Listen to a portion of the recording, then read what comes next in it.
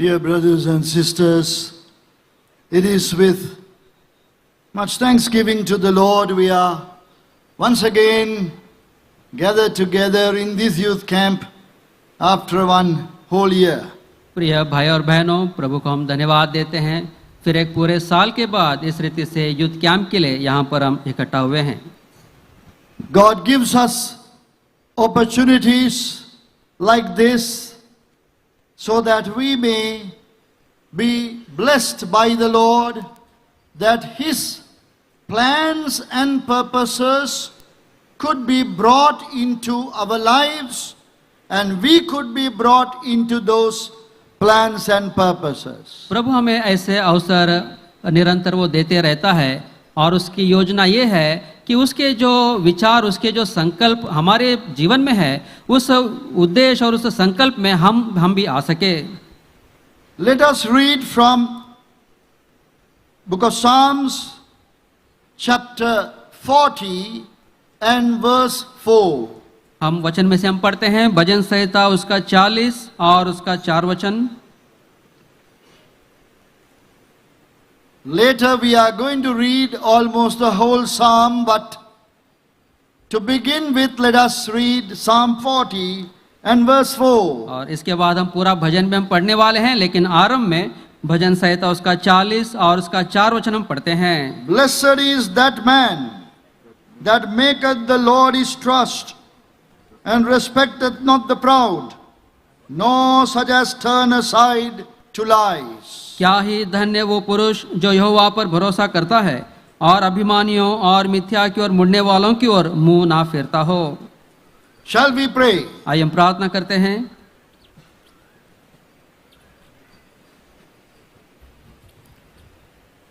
Our gracious, loving Heavenly Father, हमारे प्रेमी अनुग्रहकारी स्वर्गीय पिता, our great and eternal God, हमारे महान और अनंत परमेश्वर, we thank and praise Thee for gathering us together. प्रभु जी हम आपको धन्यवाद देते हैं कि आपके प्रभु जी उपस्थिति में इस रीति से हम इकट्ठा हो सके। Lord, in our individual situation, our own situations, Thou hast helped us, visited us, cleared the way for us to come to this place. प्रभु जी हम आपको धन्यवाद देते हैं कि इस रीति से प्रभु जी आपकी उपस्थिति में आने के लिए प्रभु आपने हमारे लिए मार्ग को सरल किए हैं। Lord, Thou hast taken away possible dangers, accidents and other hindrances, and Thou hast, Lord, commanded Thy angels to look over us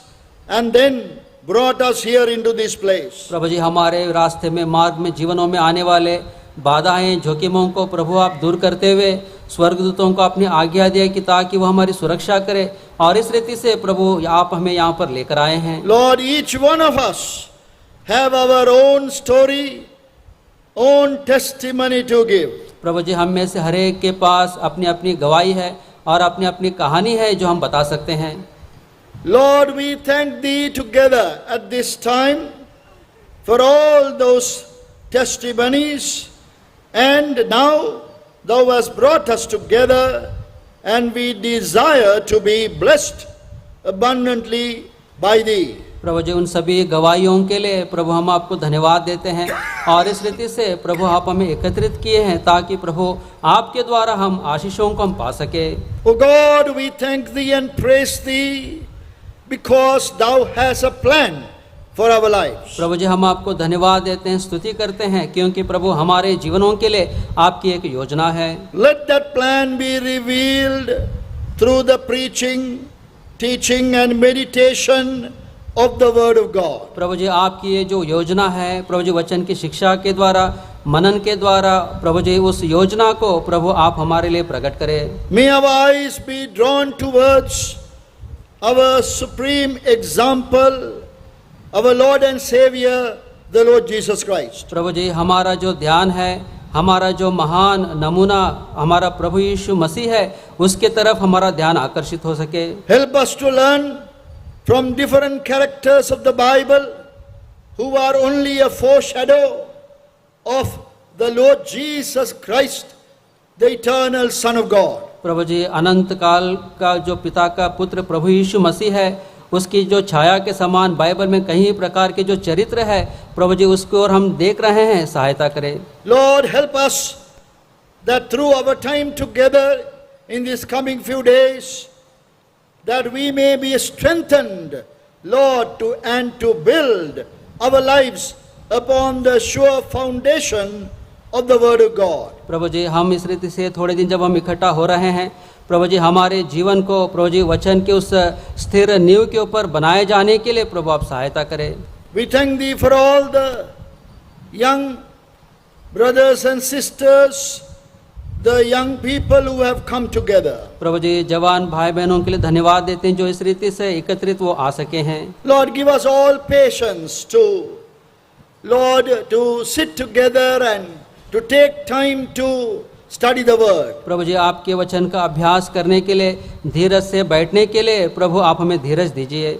Lord, we have spent so much of time in studying secular subjects in the world, which man has been able to learn out of Thy creation. We thank Thee for such wisdom.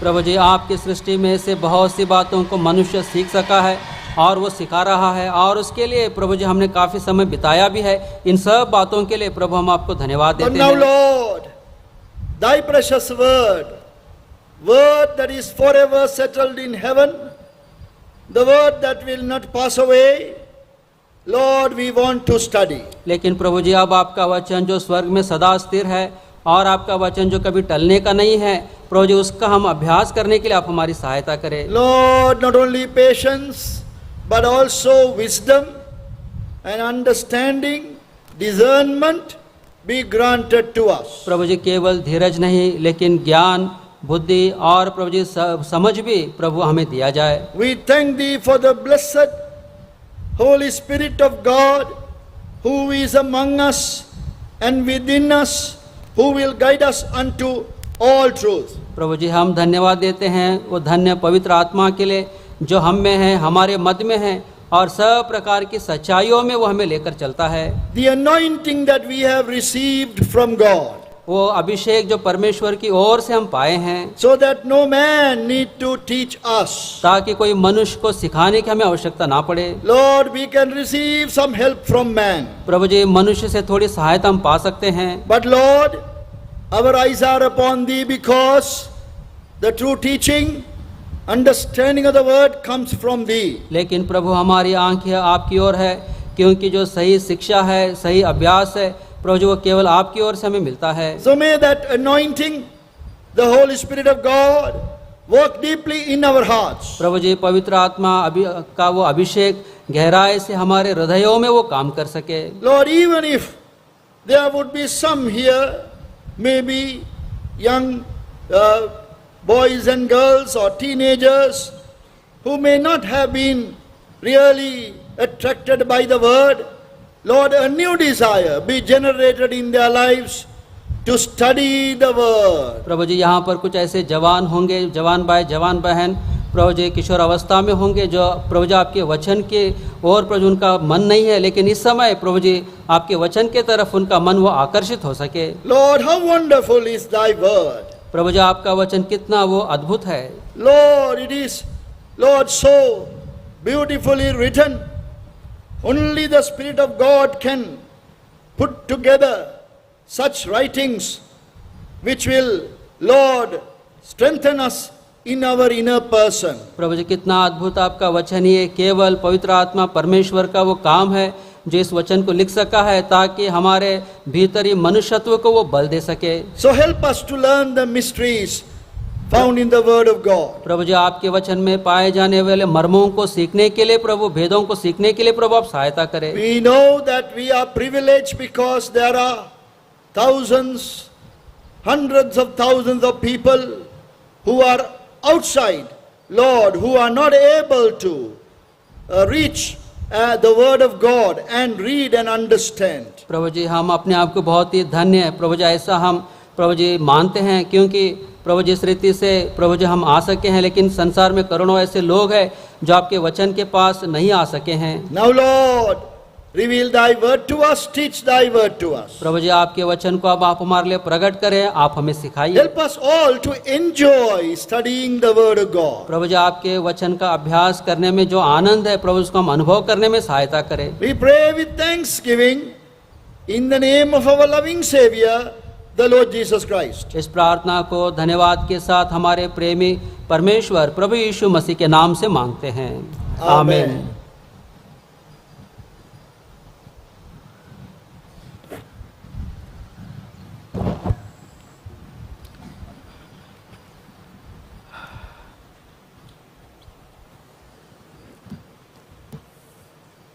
The Bible chorus that we sang exhorted us to read the Bible daily. और जो Bible coarse हम गाए हैं वो Bible coarse परमेश्वर का वचन हर दिन पढ़ने के लिए वो हमें प्रोत्साहन देता है। Some of us have been able to follow that exhortation and read the Bible regularly. और ये जो वो गीत है हमको बाइबल पढ़ने के लिए हर दिन पढ़ने के लिए हमें प्रोत्साहन कुछ लोगों को वो देते आया है। Maybe some of us have failed to do that. लेकिन कुछ लोग हम में से इस काम को करने में हम विफल हुए हैं। But if we come to know the real benefit of the word of God, reading the word of God, we will all be motivated to read the scriptures daily. यदि हम परमेश्वर के वचन को पढ़ने में जो सच्चाई में जो हमारा लाभ है यदि हम उसको समझ सके तो हम हर दिन वचन पढ़ने के लिए हम प्रोत्साहित होंगे। There are different methods of Bible reading and Bible study. और बाइबल पढ़ना और बाइबल का अध्ययन करने में कई प्रकार के इसमें नमूने हैं। But I would like to just suggest to you 3 ways by which we could benefit by the word of God. लेकिन मैं आपको 3 ऐसे बातें बताना चाहता हूँ जिसके द्वारा परमेश्वर के वचन का लाभ हम उठा सकते हैं। And that will generate in us an interest to use the Bible, the word of God, on a daily basis. और ये हमारे जीवन में बाइबल को हर दिन के जीवन में इस्तेमाल करने के लिए ये हमको प्रोत्साहन देगा। Since the last youth camp, some of you attended the last youth camp last year, and you may have promised the Lord to read this amount, this much of the Bible, and you may have failed from time to time. There have been discouragements also. आप में से कुछ लोग पिछले पवित्र युद्ध camp में आप आए हैं और उस समय आपने कुछ लोगों ने निर्णय भी लिया है कि हम इस रीति से बाइबल इतना हम पढ़ेंगे, लेकिन आपके जीवन में कुछ निराशाएं आई हैं जिसके कारण आप बाइबल नहीं पढ़ पाए हैं। These are nothing new. और ये कोई हमारे लिए नया नहीं है। But now we must understand the basic benefits that we can receive from the word and how to receive them. और हमारे जीवन में वचन के द्वारा जो मूलभूत जो आशीषें हैं किस रीति से हमें पाना है, किस रीति से हम पा सकते हैं, उसे जानना बहुत जरूरी है। How to receive that blessing and benefit. और ये आशीषें ये लाभ हम किस रीति से हम पा सकते I हैं। know that there are many things that you can say about the word of God. और मैं जानता हूँ बाइबल के बारे में बहुत सी ऐसी बातें जो आप बता सकते हैं, But I would like to just point out 3. लेकिन मैं सिर्फ 3 बातें बताना चाहता हूँ। How to benefit by the word of God. परमेश्वर के वचन से कैसे हम लाभ उठा सकते हैं। Number 1, सबसे पहला by hearing the voice of God. परमेश्वर के आवाज को सुनने के द्वारा। I put this as number 1 because it has to be number 1. That is the most vital and important ministry of the word of God. मैं इसको पहला इसलिए कहता हूं क्योंकि परमेश्वर के वचन की सेवा में ये बहुत ही महत्वपूर्ण ये बात है। Hearing the voice of God. परमेश्वर की आवाज को सुनना। Have you thought about it? क्या इसके बारे में आपने कभी सोचा है? Have you had that experience? क्या ऐसा अनुभव क्या आपको रहा है? Some of us have done good Bible studies. और हम में से कुछ ऐसे हैं जो अच्छे से बाइबल का अध्ययन उन्होंने किया है। We do books and we study the whole book. और हम किताबें लाते हैं, पूरे किताबों को हम पढ़ते हैं। Sometimes we study the characters of the Bible. और कई बार बाइबल में जो चरित्र है उन चरित्रों को हम पढ़ते हैं। And then also topical, we get a topic and then study that. और कई बार कुछ विषय को हम लेकर उसको हम अध्ययन करते हैं। Doctrinal studies of the Bible, we study a doctrine. और बाइबल के जो सिद्धांत है उन सिद्धांतों की भी हम पढ़ाई करते हैं। All these things are good. ये सभी बातें हमारे लिए अच्छे हैं। Some of us have, without doing any of those studies, we have read the Bible. और हम में से कुछ लोग ऐसे हैं, ये कुछ भी अध्ययन हमने नहीं किया लेकिन बाइबल को हमने पढ़ लिया है। But the question is this: लेकिन प्रश्न ये है, have you had this experience of hearing the voice of God? क्या प्रभु की आवाज को सुनने का ये अनुभव क्या आपका रहा है? Please, this is number one, and we must all have this experience. और ये सबसे प्रमुख है, पहला है, और हम सबों का ये अनुभव होना चाहिए, Young and old, चाहे जवान हो चाहे बूढ़े हो। hearing the voice of God when you read the Bible. Bible को जब आप पढ़ते हैं उस समय परमेश्वर की आवाज को सुनना है। It is not, when I say hearing, it is not an audible voice. जब परमेश्वर की आवाज सुनना जब मैं कहता हूं तो ये कानों से सुनने वाला शब्द नहीं है। God is able to speak to you with an audible voice if He wants to. यदि परमेश्वर चाहे तो कानों को सुनने जैसा भी वो बातें कर सकता है, But that happens very seldom. लेकिन ये बहुत ही कम ऐसा होता है। But we can hear His voice in our heart. लेकिन उसकी जो आवाज है हमारे हृदय में हम सुन सकते हैं। We have a God who speaks. हमारा परमेश्वर ऐसा है जो बातें करता है। In the book of Genesis, that is the opening chapter 1 of Genesis, उत्पत्ति की किताब उसके पहले अध्याय में आरंभ में at least 10 times we read God said. कम से कम 10 बार ऐसा लिखा है कि परमेश्वर ने कहा। And then if you go through the Old Testament, और उसके बाद पुराने नियम को जब आप पढ़ते हैं, you will come across the line, thus saith the Lord. और ऐसा आपको सुनने में आता है, यू परमेश्वर ने ऐसा कहा। Close to about 430 times. कम से कम 430 बार ऐसा लिखा हुआ है। But then some similar expression is over 1,000 times. और उसी समान अलग जो शब्द है 1000 बार ऐसे लिखे हुए हैं। But the Bible says, thus saith the Lord. लेकिन बाइबल ऐसा कहता है कि परमेश्वर यहोवा यूं कहता है। What does that indicate? और ये हमें क्या बता रहा है? Our God is a speaking God. हमारा परमेश्वर बातें करने वाला परमेश्वर है। Then He must be given the opportunity to speak to us also. और इसलिए हमारे जीवन में उसको अवसर देना है कि हम बातें करने के लिए उसको हम अवसर दें। He spoke to some people of old. They are called the prophets of God. और पुराने नियम में परमेश्वर ने कुछ लोगों से उसने बातें किया है, उनको हम भविष्यवक्ता कहते हैं। But now how can He speak to us today? लेकिन आज हमसे वो कैसे बात कर सकता है? It is through the written word of God. वो लिखा हुआ परमेश्वर के वचन के द्वारा। Please think about this. कृपया इसके विषय में आप थोड़ा सोचिए। Have you heard the voice of God? क्या आपने परमेश्वर की आवाज को क्या आपने सुना है? If you begin to hear the voice of God, यदि आप परमेश्वर की आवाज को सुनना आरंभ करते हैं, you will have a desire to read the Bible every day. तब आपको परमेश्वर का वचन हर दिन पढ़ने का एक इच्छा आपके अंदर आएगा।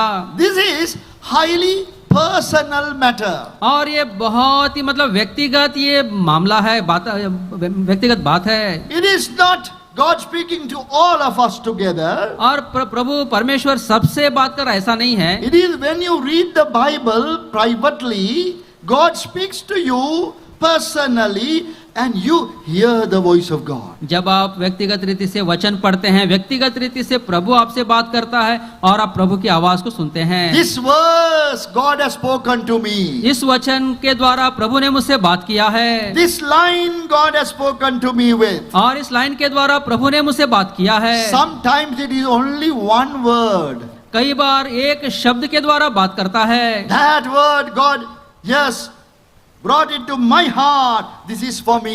इस शब्द के द्वारा प्रभु ने मुझसे बात किया है और ये मेरे लिए है। This should happen on a daily basis. और ये हर दिन के मतलब जीवन में ये होते रहना है। Now some of us have this desire and also a practice of receiving promises from the Bible. और हम में से कुछ लोगों का ऐसा आदत है कि बाइबल में से प्रतिज्ञाओं को हम लेते रहते हैं। I am not talking about that. मैं इसके बारे में बात नहीं कर रहा हूँ। Hearing the voice of God is not that.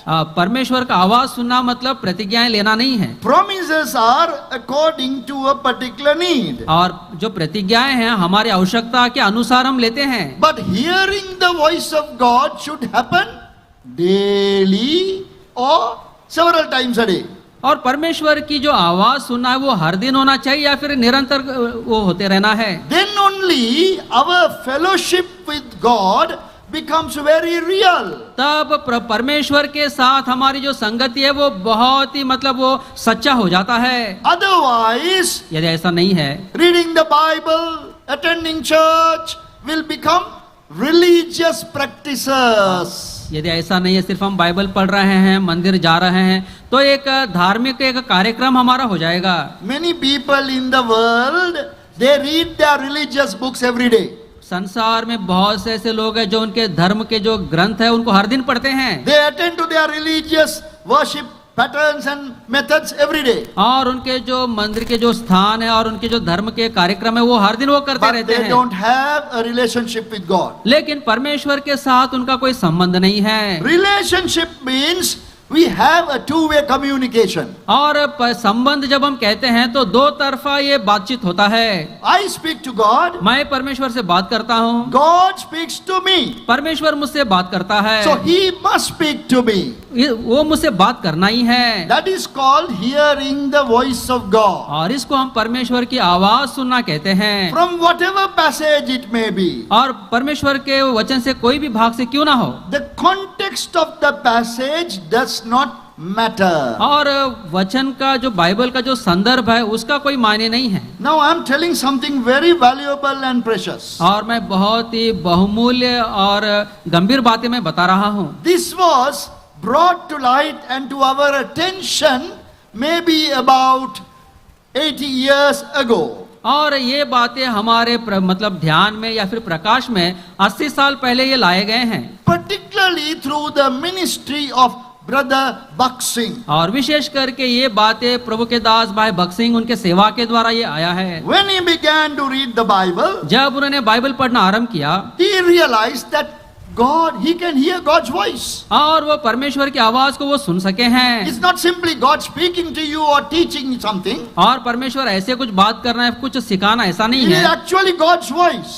ये वास्तव में परमेश्वर का आवाज है on a daily basis. हर दिन, And you can see the result. और उसका परिणाम आप देख सकते हैं। What a great man he became. और वो कितना महान प्रभु का जन वो बना है। Greatness was the usefulness to God. और उसकी महानता इसमें थी कि वो कितना प्रभु के लिए वो उपयोगी बना। How many lives were blessed by that one life? और उस एक जीवन के द्वारा कितने लोगों को वो आशीष मिला है। So he began to question people. और इसलिए वो लोगों से प्रश्न करने लगे, Have you heard the voice of God? क्या परमेश्वर की आवाज को क्या आपने सुना है? So this became a new awareness, new revelation. और एक नया एक मतलब जागृति और एक नई बात ये हो गई है। Not that it did not happen with others before him. और उससे पहले दूसरों के साथ ऐसा नहीं हुआ, ऐसी बात नहीं है। It was there, ये था उसके पहले भी, but it was largely forgotten by man. लेकिन बहुत से मनुष्यों के द्वारा ये भुला दिया गया है। Now even today, after so many years, और we are forgetting this truth once again. और इतने सालों के बाद फिर से एक बार इस सच्चाई को हम भूल रहे हैं। When we say God spoke to me today, जब हम कहते हैं कि प्रभु ने मुझसे आज बात किया है, He spoke to me yesterday also. और कल के दिन भी उसने मुझसे बात किया है, Then someone might ask, what did He speak? और उसके बाद कोई आपसे प्रश्न कर सकता है प्रभु ने आपसे क्या बात किया? You will say only one word. आप केवल एक शब्द कहेंगे। So you read only one word today? क्या आपने केवल एक शब्द पढ़ा है? No, I read several chapters. नहीं, मैंने कई अध्यायों को मैंने पढ़ा है। Oh, I read one chapter. मैं एक अध्याय पढ़ा हूँ। But from this one word, God spoke to my heart. लेकिन इस एक शब्द के द्वारा प्रभु ने मेरे हृदय से बात किया है। Then they will counteract that. और उस बात को पकड़ के वो लोग विरोध करते हैं। Oh, no, you are not reading that word in the context. और लोग बोलते हैं नहीं नहीं, आप संदर्भ के अनुसार उस वचन को आप नहीं पढ़ रहे हैं। They will discourage you. वो आपको निराश करेंगे। They will say, oh, you can't take it as God's voice it is not that what is meant in the context. और वो कहे नहीं नहीं ये परमेश्वर की आवाज नहीं है, क्योंकि इस संदर्भ में ये वचन का ये अर्थ नहीं है। Now, dear brothers and sisters, reading a Bible verse in the context is very important. प्रिय भाइयों प्रिय बहनों, वो वचन को संदर्भ के अनुसार पढ़ना बहुत जरूरी है। We will come to that later. उसके विषय में भी हम बताएंगे। But now, this is not about the context. लेकिन अब ये संदर्भ के बारे में नहीं है। God has given to us 1189 chapters. और परमेश्वर ने बाइबल में 1189 अध्यायों को प्रभु ने हमें दिया है। So out of these chapters of the Bible, He has a method of communicating with us. और इस बाइबल के द्वारा प्रभु हमसे बात करने का एक तरीका उसका है। Not only by getting us to understand the context or the story, सिर्फ वो संदर्भ को या फिर कहानी को समझने की बात नहीं है, but directly using any single word, any single line, any single verse to penetrate into your heart. लेकिन एक शब्द के द्वारा, एक लाइन के द्वारा या फिर एक वचन के द्वारा सीधा वो हमारे हृदय से वो बात करता है और वचन को लेकर आता है।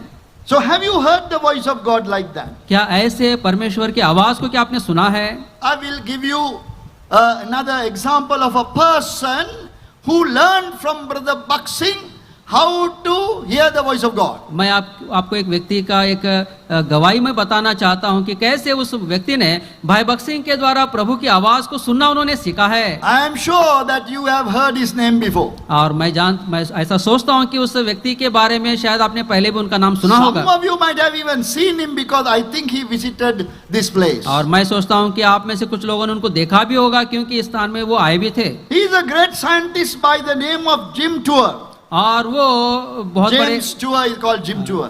वो एक बहुत बड़े साइंटिस्ट है और उनका नाम जेम्स टूर है, जो हमारे बीच में आए थे। His initial graduate studies were done in Syracuse University in New York, USA. और उनका जो आरंभिक जो अभ्यास था वो न्यूयॉर्क सिराकुस यूएसए में उन्होंने पढ़ाई किया है। I know that he is a good friend of Brother Paul Jacob also. और मैं ये भी जानता हूँ कि भाई पॉल जेकब के वो बहुत अच्छे मित्र भी है। I listened to his testimony one day. और एक बार मैंने उनकी गवाही को सुना। He said something very, very interesting. और बहुत ही मतलब रोचक एक बात उन्होंने बताया। He said how he was introduced to the Lord Jesus Christ, how he met Brother T.E. Koshi of Syracuse. और कैसे वो भाई टी कोशी से मिले और कैसे उनके द्वारा वो प्रभु यीशु मसीह के संबंध में आए, उन्होंने बताया। How he realized that he was a great sinner. और कैसे उन्होंने इस बात को जान लिया कि वो बहुत बड़े पापी हैं। He needed forgiveness. और उनको पापों की क्षमा की आवश्यकता And he है। read for the first time, being a Jew himself, he read for the first time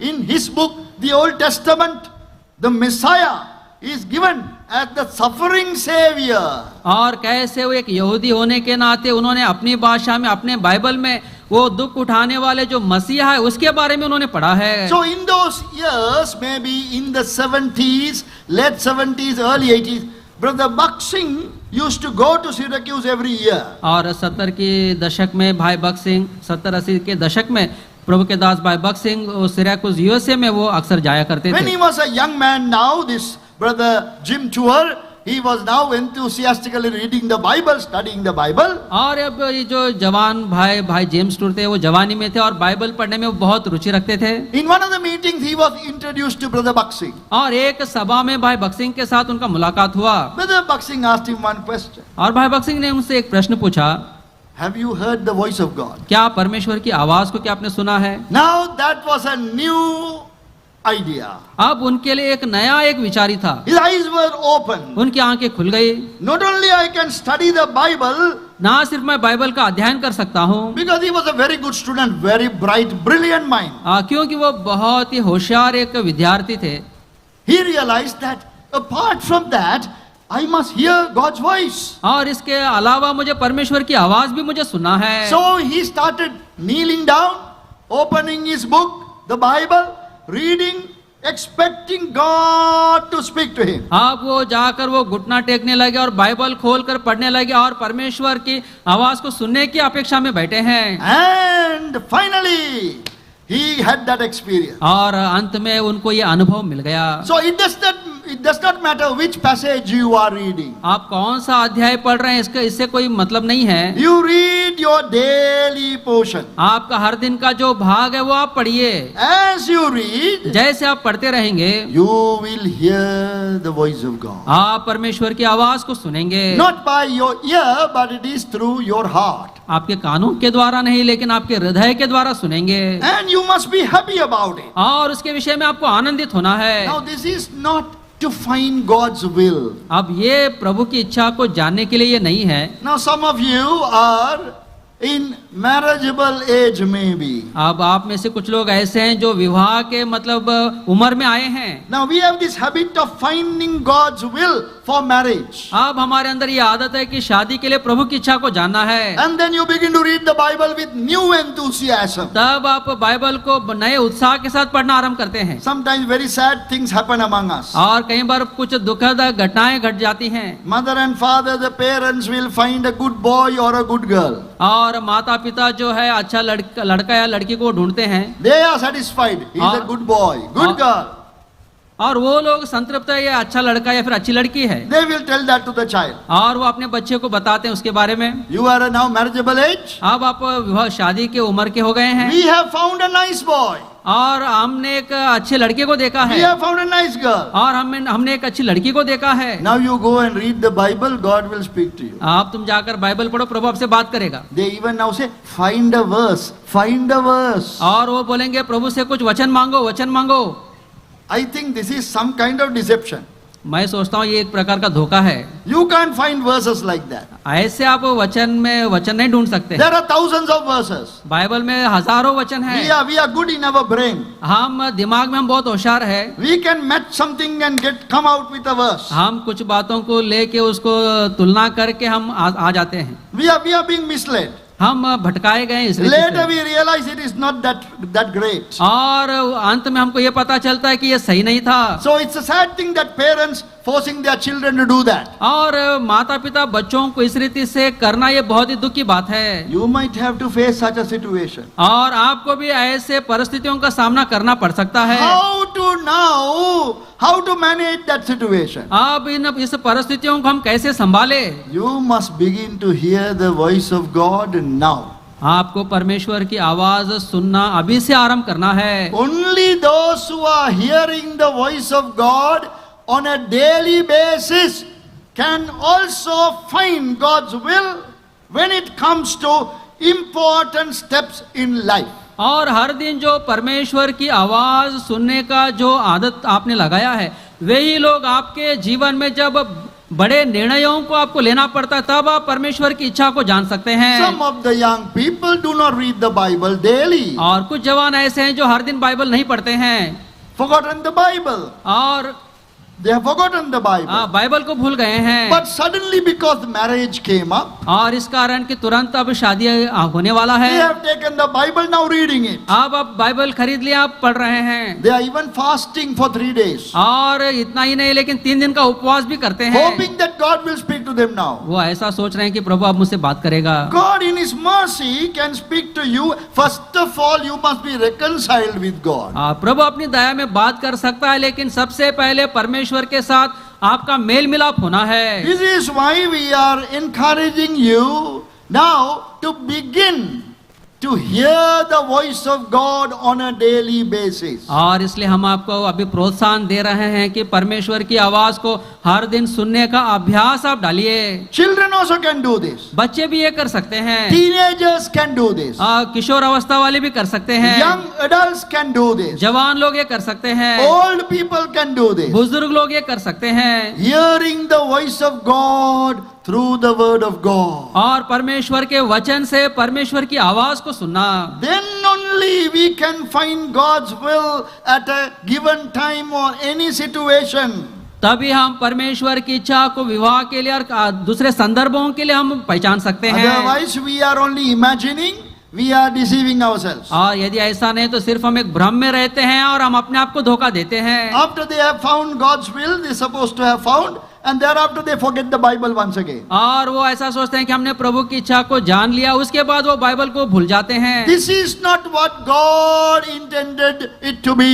और परमेश्वर ने इस बाइबल को इस रीति के लिए, संदर्भ के लिए उसने नहीं बनाया है। So this great scientist, this nanotechnologist, I think many of us must be interested in nanotechnology. अब ये जो महान साइंटिस्ट थे वो नैनो टेक्नोलॉजी के साइंटिस्ट थे, आप में से कुछ लोग Most जानते of our होंगे। mobile phones and these little gadgets that we have, they work on those, that is based on this science, nanotechnology. और हमारे पास जो मोबाइल फोन्स है और जो गैजेट्स है, ये सभी नैनो टेक्नोलॉजी के ऊपर ये काम करते हैं। So this great man, और ये who जो- is a professor at Rice University in Dallas, और डालस में राइस यूनिवर्सिटी में ये जो महान प्रोफेसर थे, he said, I now hear the voice of God daily. और उन्होंने कहा अब मैं परमेश्वर की आवाज को हर दिन मैं सुन रहा हूँ। He will open the Bible, he will kneel down and say, Lord, now speak to me. और वो बाइबल खोलते हैं और घुटने टेक कर पढ़ते और बोलते हैं कि प्रभु जी अब आप मुझसे बातें It कीजिए। is not studying the Bible.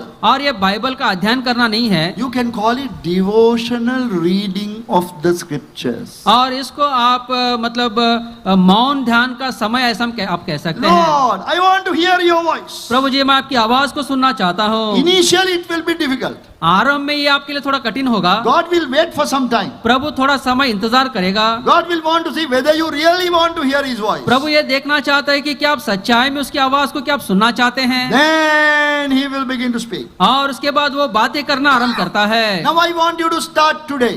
और मैं ये चाहता हूँ कि आप आज से आप आरंभ करें। If you have not been hearing God's voice यदि अब तक आपने प्रभु की आवाज को नहीं सुना through है the Bible, वचन के द्वारा, start today. आज से आरंभ कीजिए। And when you hear the voice of God, और जब आप प्रभु की आवाज को सुनेंगे you tell others about it. और उसके बारे में आप दूसरों को बताइए। They might either criticize you or agree with you. और वो लोग आपका मजाक उड़ा सकते हैं या फिर आपके साथ सहमत हो सकते That हैं, does not matter. और इससे कोई मतलब नहीं है। Why is it? कारण क्या है? It's a private and a personal matter. क्योंकि ये आपका व्यक्तिगत, ये आपकी बातें हैं। You cannot explain it to others. आप दूसरों को इसका वर्णन नहीं कर सकते हैं। God has spoken to you. परमेश्वर ने आपसे बातें की है। It is not necessarily some instruction.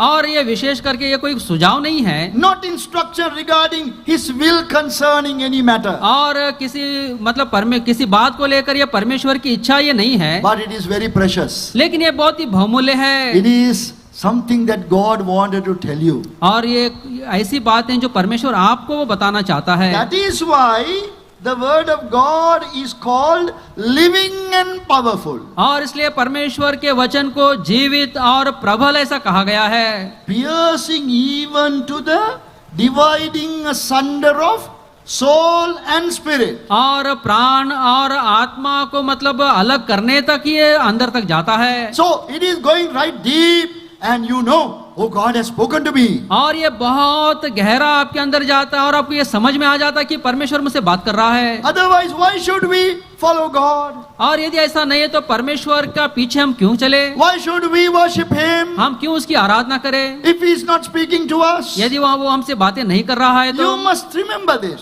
इस बात को आपको स्मरण करना है। This is very real.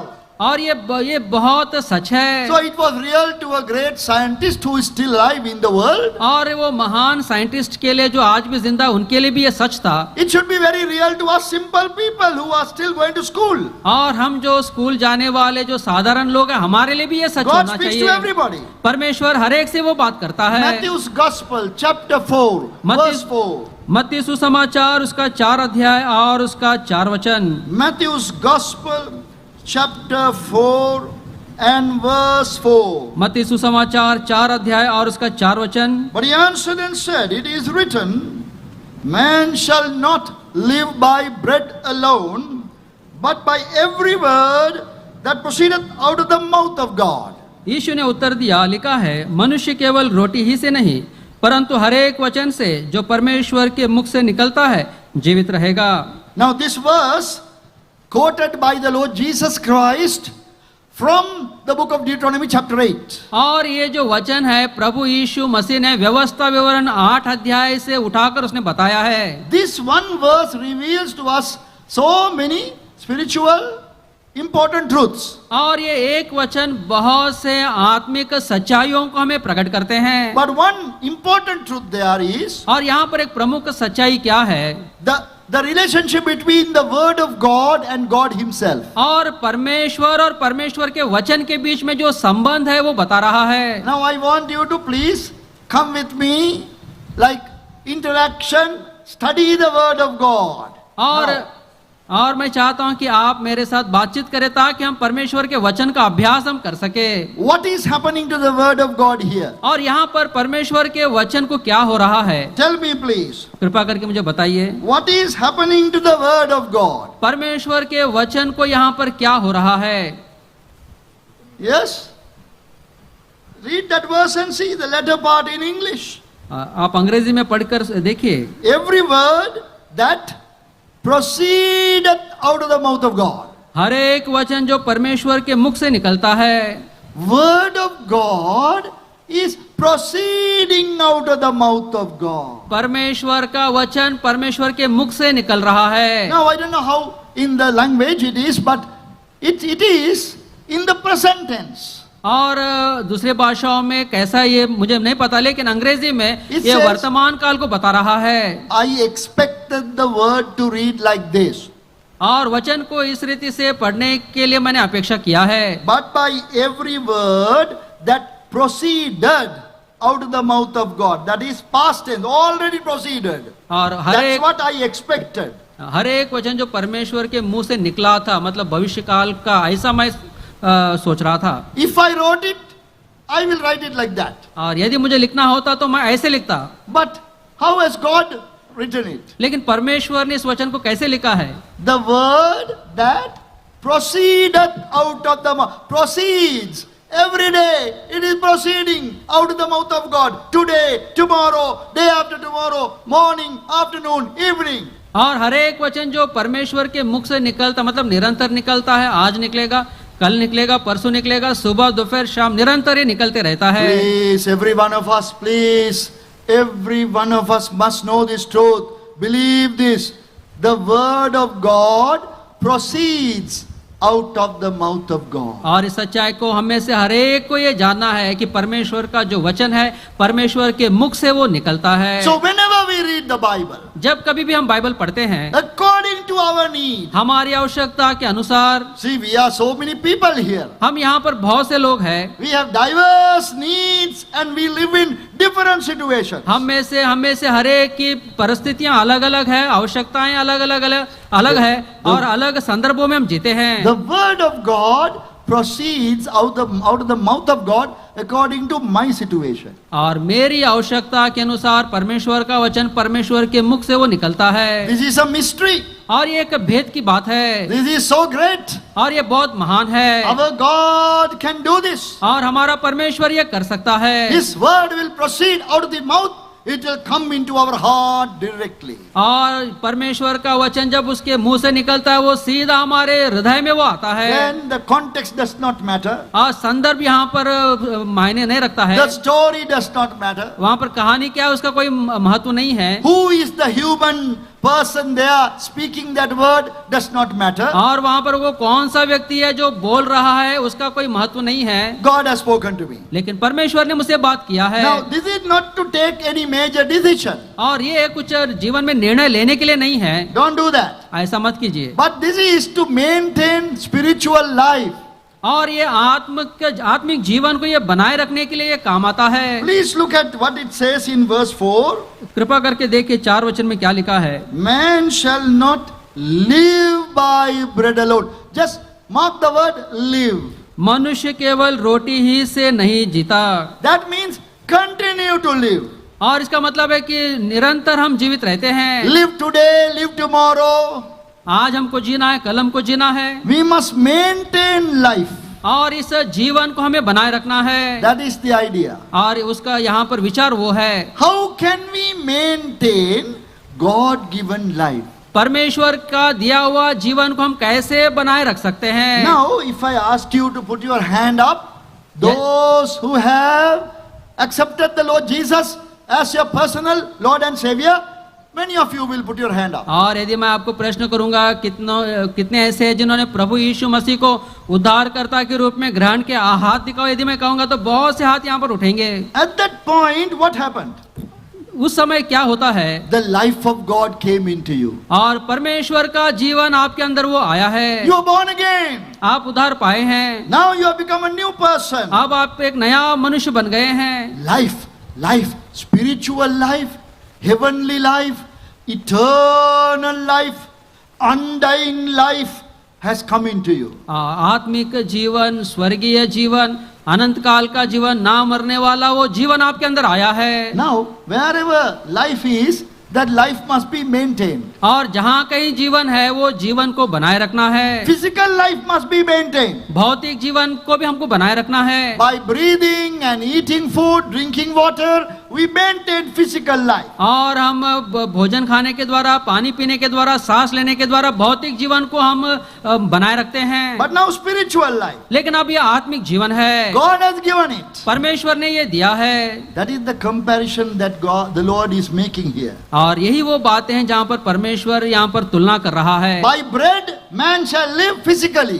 और रोटी के द्वारा भौतिक रीति से मनुष्य जीता है। But when the Lord Jesus said, man shall not live by bread alone, he was referring to the spiritual life. जब प्रभु यीशु मसीह ने कहा मनुष्य केवल रोटी से नहीं जीता, यहाँ पर प्रभु यीशु मसीह आत्मिक जीवन की वो बात कर रहा है। Spiritual life should be maintained by the word of God. और आत्मिक जीवन जो है इसको परमेश्वर के वचन के द्वारा हम उसको संभालना है। I would go one step further. और एक कदम मैं आगे बढ़ना चाहता हूँ। Spiritual life could only be maintained properly by hearing the voice of God. आत्मिक जीवन ये तब सही रहता है जब हम परमेश्वर का आवाज हम सुनने पाते So हैं। I ask this question from everybody, children, teenagers, young people. Have you heard the voice of God? और इसलिए मैं ये प्रश्न हर एक से पूछ रहा हूँ, बच्चों से, किशोर अवस्था में रहने वाले और जो जवान है, क्या आपने परमेश्वर की आवाज को क्या आपने सुना है? Someone may ask you, do you know God?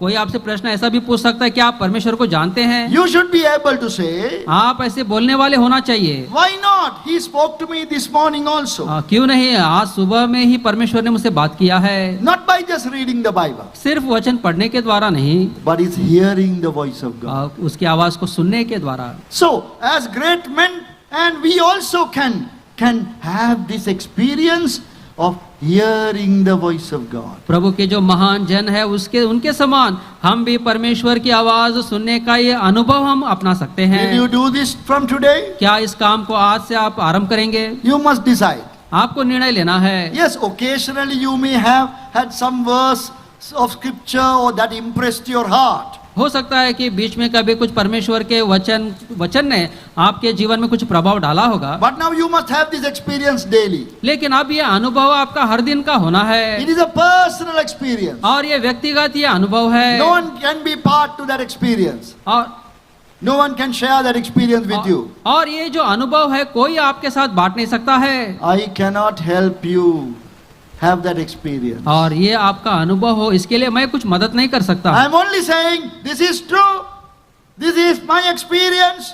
This can be your experience also. और मैं ये बता रहा हूँ कि ये सच है, ये मेरा अनुभव है, ये आपका भी अनुभव हो सकता है। Psalm 29 bhajan 29 verse 4.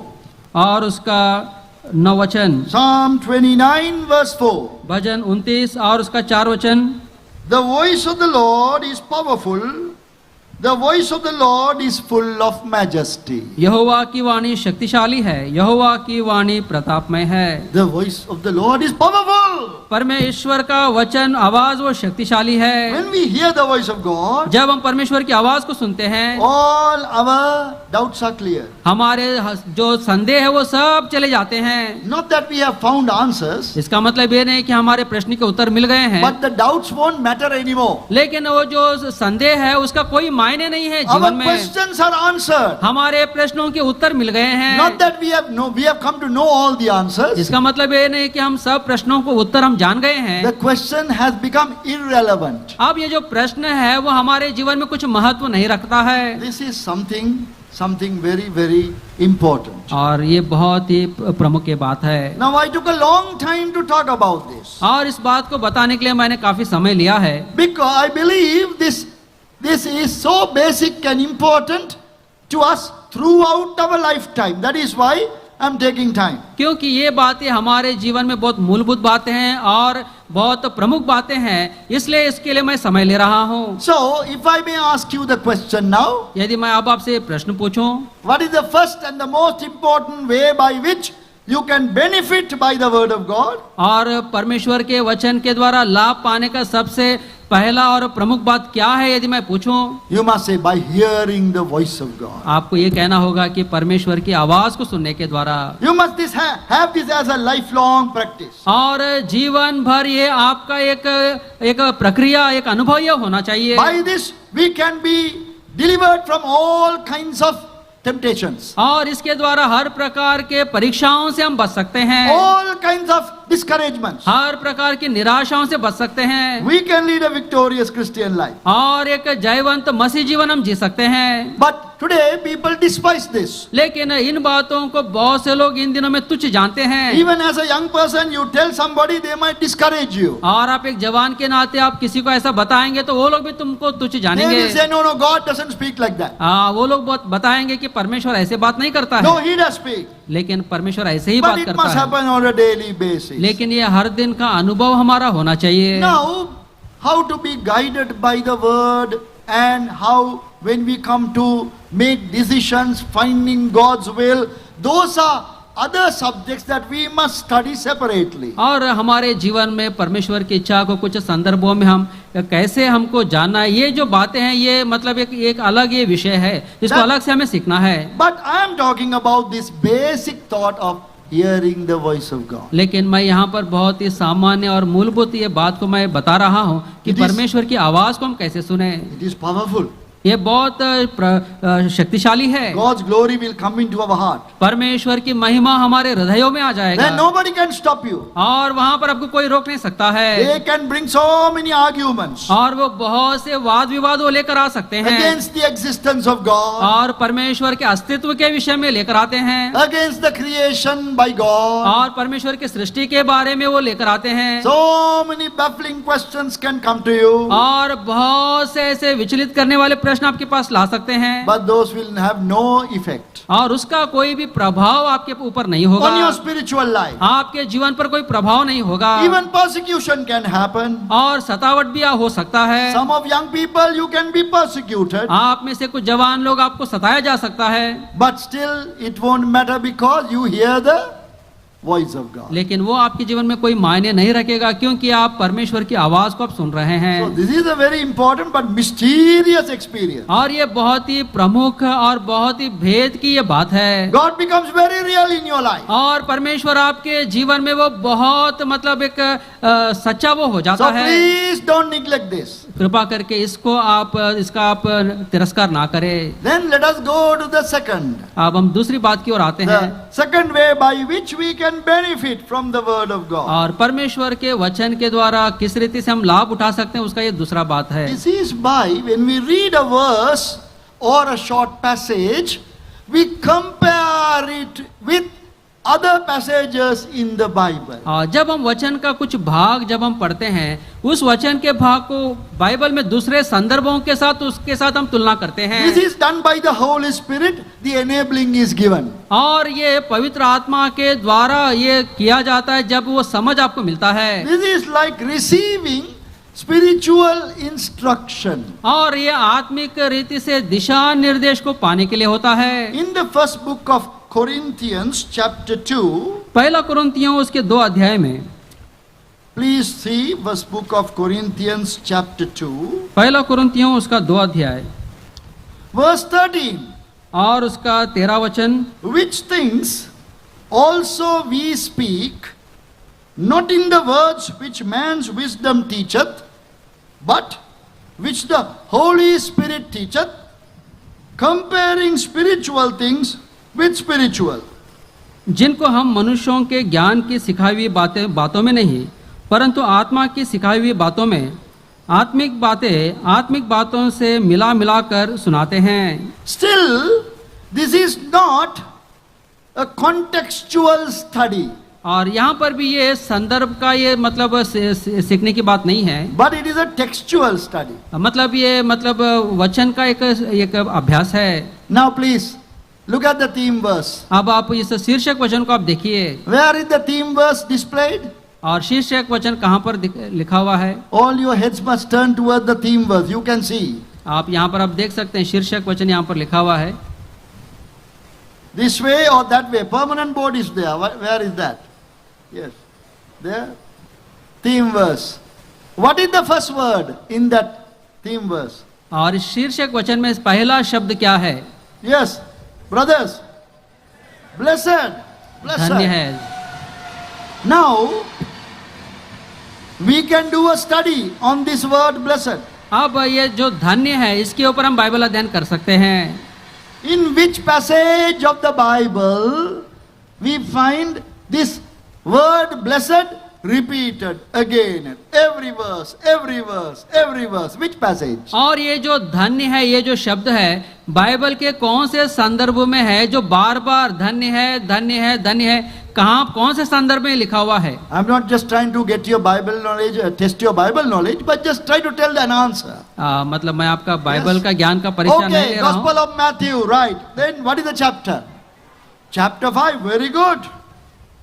We have blessedness, blessed. They are called beatitudes. और वहाँ पर मत्ती सुसमाचार 5 अध्याय में धन्यताओं के बारे में लिखा है कि धन्य है, धन्य है, धन्य है, ऐसा लिखा हुआ है। See now how we can compare scripture with scripture. देखिए अब हम कैसे वचन को वचन के साथ किस रीति से हम तुलना कर सकते हैं। How many blessednesses should be there in the Bible? और बाइबल में ऐसे कितने मतलब धन्य ऐसी बातें लिखे हुए हैं। See now still we are not studying who has said this, why they have said this. We are not studying the context, but we are just doing a textual study. देखिए अब हम यहाँ पर ये धन्य है किसने कहा है और किसको कहा है, ये सब हम बाइबल अध्ययन नहीं कर रहे हैं, लेकिन सिर्फ धन्य शब्द के ऊपर कहाँ लिखा है सिर्फ इसको अक्षर के साथ हम मिला रहे हैं। So we can compare spiritual things with the spiritual. और इस रीति से आत्मिक बातों को आत्मिक बातों के साथ हम तुलना कर सकते हैं, And thereby we can construct beautiful Bible studies. और उसके द्वारा एक अच्छा बाइबल अध्ययन हम कर सकते हैं। And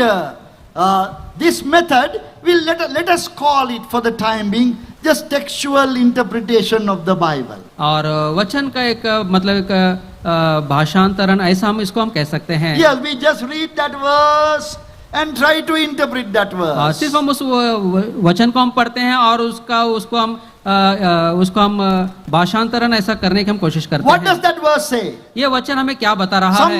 Some person is blessed. कोई मनुष्य यहाँ पर धन्य है। Oh, then what else is the Bible saying about blessed people? और धन्य लोगों के बारे में बाइबल और क्या बता रहा है? Who are the blessed people in other places? और दूसरे भागों में धन्य लोग कौन है? See, that is a study of the scripture. और ये वचन का एक अभ्यास है। So this is another thing, very important thing we should follow. और ये एक दूसरी प्रमुख बात है जो हमको इसका अनुकरण करना है। We must all be able to read the Bible verse by verse. और हम में से हमको बाइबल एक वचन के बाद दूसरा वचन हमको पढ़ना है। Generally we talk about chapter by chapter. और अक्सर हम एक अध्याय के बाद दूसरा अध्याय ऐसा हम बताते हैं। Read this many chapters. इतने अध्यायों को आप पढ़िए। No, that's not the method. लेकिन ये क्रम नहीं है। We read by verse. हम एक वचन के बाद दूसरा वचन पढ़ते So हैं। each verse we stop. एक वचन के बाद आप रुक जाइए Oh, think about it. और उसके बारे में आप ध्यान कीजिए। Any similar verse like this? क्या ऐसा और कोई वचन कहीं लिखा है A thought that is similar. या फिर ऐसा कोई विचार कहीं We दूसरी go जगह to में आया that है? place आप उस स्थान में जाइए and read that place और वो उस वचन को भी आप पढ़िए and write down those verses. और उन वचनों को आप लिख लीजिए। See, we are benefiting by the word of God. देखिए इस रीति से परमेश्वर के वचन के द्वारा हम लाभ उठाते हैं। This method you must follow. और इस क्रम को आपको सीखना है। First reading is devotional reading. पहला जो पढ़ना है वो एक मौन ध्यान के समय ऐसा हम बोलते हैं, To hear the voice of God. ताकि हम परमेश्वर की आवाज को हम सुन सके। Second reading is to compare it with other parts of the Bible. और दूसरा जो पढ़ना है वो मतलब वचन को दूसरे वचनों के साथ तुलना करना है। Any one of us can compare like that. क्या हम में से कोई ऐसा इसको तुलना कर सकता है? From beginning, now we will take blessed. From beginning, from the book of Genesis to the book of Revelation, so many blessednesses are there. और जो धन्यताएं जब हम देखते हैं तो उत्पत्ति से लेकर प्रकाशित वाक्य तक बहुत सारे ऐसी धन्यताएं हैं। So please, then you have the Lord, L-O-R-D capital in that verse. और उसके बाद बड़े अक्षरों में मतलब इंग्लिश में लॉर्ड आया है। Oh, how many times you have Lord? परमेश्वर या फिर यहोवा ये शब्द कितने बार आया है? What does that mean? और इसका अर्थ क्या है? That means Yahweh. इसका मतलब यावे। In fact, last last youth camp, I can remember, we just read some of these verses. और पिछले युद्ध कैंप में कुछ वचन के भागों के संदर्भ में हम पढ़े हैं, हम याद करते हैं। And making him our trust or putting our trust in him. उसको हमारा भरोसा करना या फिर हम उसके ऊपर भरोसा रखना। How many thoughts that can come into your mind now? आपके मन में आप कितने विचार आते हैं? To put your trust in the Lord. ताकि आप अपना भरोसा प्रभु के ऊपर आप डालें। Trust in the Lord and don't despair. प्रभु के ऊपर भरोसा करें और चिंता ना करें। He is a friend so true. Beautiful song that is. और ऐसे कई अच्छे गीत भी है। Yes, so you can think of all that. और इन सब बातों के विषय में आप सोच सकते हैं। So that is our mind. God will help our mind to think about other places where similar thoughts are mentioned, similar words are mentioned, thereby we understand the overall message. और इस रीति से प्रभु हमारे मतलब मनों की वो सहायता करता है ताकि मतलब ये वचन और ये जो विचार है कहाँ पर ऐसे लिखा हुआ है और इस रीति से हम मतलब उसको पढ़ सकते हैं। So we can receive so much of spiritual instruction. और बहुत सारा एक आत्मिक एक दिशा निर्देश इस रीति से हम पा सकते हैं। So that we will call it for the time being textual interpretation. और इसको हम वचन का मतलब वचन को समझना सीखना हम बोलते हैं। Then I have to talk about the third one. अब मैं तीसरी बात बता रहा हूँ। Contextual interpretation. संदर्भ को मतलब समझना। I'm saying this especially to you who are in the younger generation. और विशेष करके ये बात मैं मतलब जो जवान है उनको मैं बता रहा हूँ। To show you that reading and studying of the Bible, we are not just doing blindly. और परमेश्वर के वचन को पढ़ना उसका अभ्यास करना ऐसे ही हम अंधेपन में नहीं कर रहे हैं। It is not a thoughtless exercise. और बिना कोई समझ रखे हुए हम इस कार्य को हम नहीं कर रहे हैं। It is not a religious exercise. और ये कोई एक धार्मिक एक कार्यक्रम ये नहीं है। Reading the Bible is not a religious ritual. और बाइबल को जो पढ़ना है ये कोई हमारा धार्मिक काम नहीं है। You may have seen some person maybe at home or anywhere else kneeling and reading the Bible. आप में से कुछ लोगों को आपने देखा होगा जो घुटने टेक कर घर में या फिर कहीं दूसरी जगह में बाइबल वो पढ़ते रहते हैं। They look very pious and reverently reading the Bible. और बहुत ही भय भक्ति के साथ बड़े अदब के साथ वो वचन पढ़ते हैं। You might think, oh, this is a religious ritual. और आप सोचते होंगे कि ये कोई धार्मिक कार्यक्रम है। No, it is not. लेकिन ये ऐसा नहीं We है। are doing this with proper meaning and understanding. और इसको हम बड़े समझ के साथ इस कार्य को हम मतलब ज्ञान के साथ ये कर रहे हैं। So the third way by which we can benefit from the word of God is और परमेश्वर के वचन के द्वारा लाभ पाने का जो तीसरा जो नमूना है by studying any passage or a verse in the context of और it. संदर्भ के अनुसार उस वचन को हम पढ़ना है। See, for an example, our theme verse is taken from Psalm 40. और उदाहरण के लिए हमारा जो शीर्षक वचन है भजन 40 से वो लिया गया है। Who wrote that psalm? और ये भजन किसने लिखा है? David, the psalmist of Israel. और दाऊद जो इज़राइल का मतलब भजन लिखने वाला है। So then we think about what might have been the occasion that he wrote this psalm. और हम ये सोचते हैं अब वो दाऊद ये भजन लिखने के लिए वो कौन सा संदर्भ उसके जीवन में रहा होगा। So whether we can find the occasion. क्या उस संदर्भ को उसको संदर्भ क्या होगा उसको हम ढूंढ सकते हैं। In what kind of a situation he was in.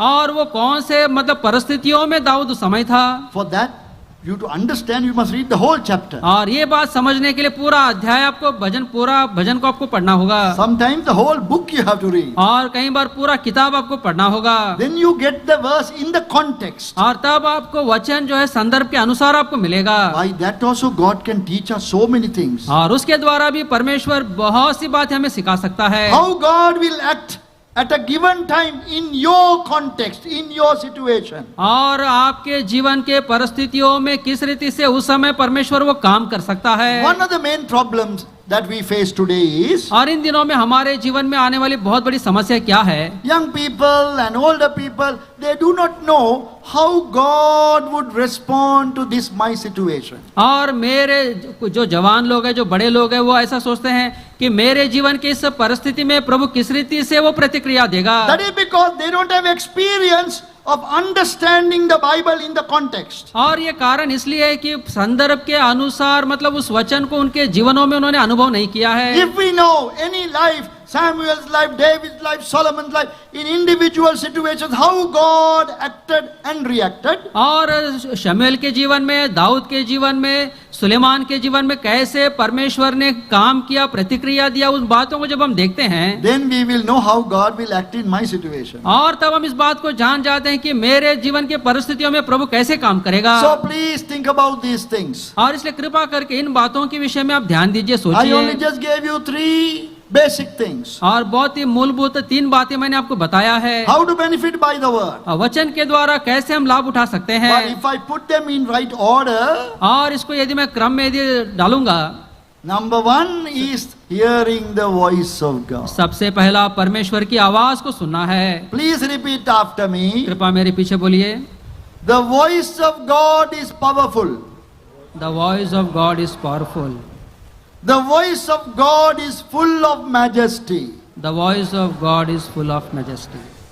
So please, thank you. You must desire to hear the voice of God today itself. और परमेश्वर की आवाज सुनने के लिए आपकी जो इच्छा है, आज से ही वो आरंभ होना है। Then later you learn how to do a contextual study or a textual study, then a contextual study. और उसके बाद मतलब वचन का कैसे आपको उसका अभ्यास करना, उसके बाद वचन को संदर्भ के साथ कैसे उसका अभ्यास करना, उसको आपको करना है। We must do everything what we do with the Bible with good understanding, good knowledge, good devotion. और अच्छे मतलब भक्ति के साथ, समझ के साथ और अदब के साथ मतलब ये अभ्यास परमेश्वर के वचन का हमें करना है। So some people think by repeating, either reading or repeating by memory, blessing will come. It is not like that. और कुछ लोग सोचते हैं कि बाइबल को बार बार पढ़ने से या फिर उसको बार बार दोहराने से आशीषें मिलते हैं, ऐसा वो सोचते हैं, लेकिन ऐसा वो नहीं है। Now we are trying to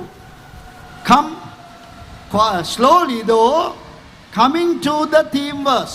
अब हम धीरे से अब शीर्षक वचन के पास हम आ रहे हैं। But today we are not going to study the theme verse. लेकिन आज हम उस शीर्षक वचन को हम ध्यान नहीं करेंगे, Because it takes time for us to arrive at the theme verse. क्योंकि इस शीर्षक वचन के पास आने के लिए हमें थोड़ा समय लगेगा। We must study all what is around and how this theme verse has come there. और यहाँ पर मतलब उस ये शीर्षक वचन किस रीति से यहाँ पर आया है, सबसे पहले उस बात को हमें देखना है। Now this theme verse is taken from Psalm 40.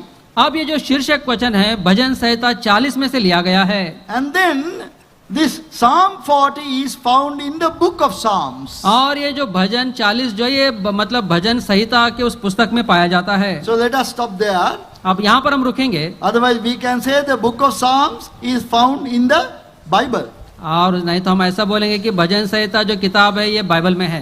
Without doing a basic study about the whole body of scriptures, और वचन का पूरा अभ्यास ना करते हुए we'll start from the book of Psalms. हम भजन संहिता से हम शुरू कर देंगे। Are you with me? क्या आप मेरे साथ है? Have you have the patience to do that? क्या ये करने के लिए आपके अंदर धीरज है? At least smile a little bit, then I know that you are happy to do this. आप थोड़ा मुस्कुराएंगे तो मैं समझूंगा कि ये करने के लिए आप थोड़े खुश है। We don't want to burden you with anything that you don't like.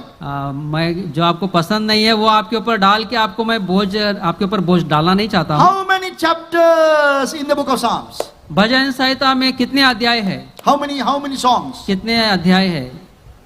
150. 150।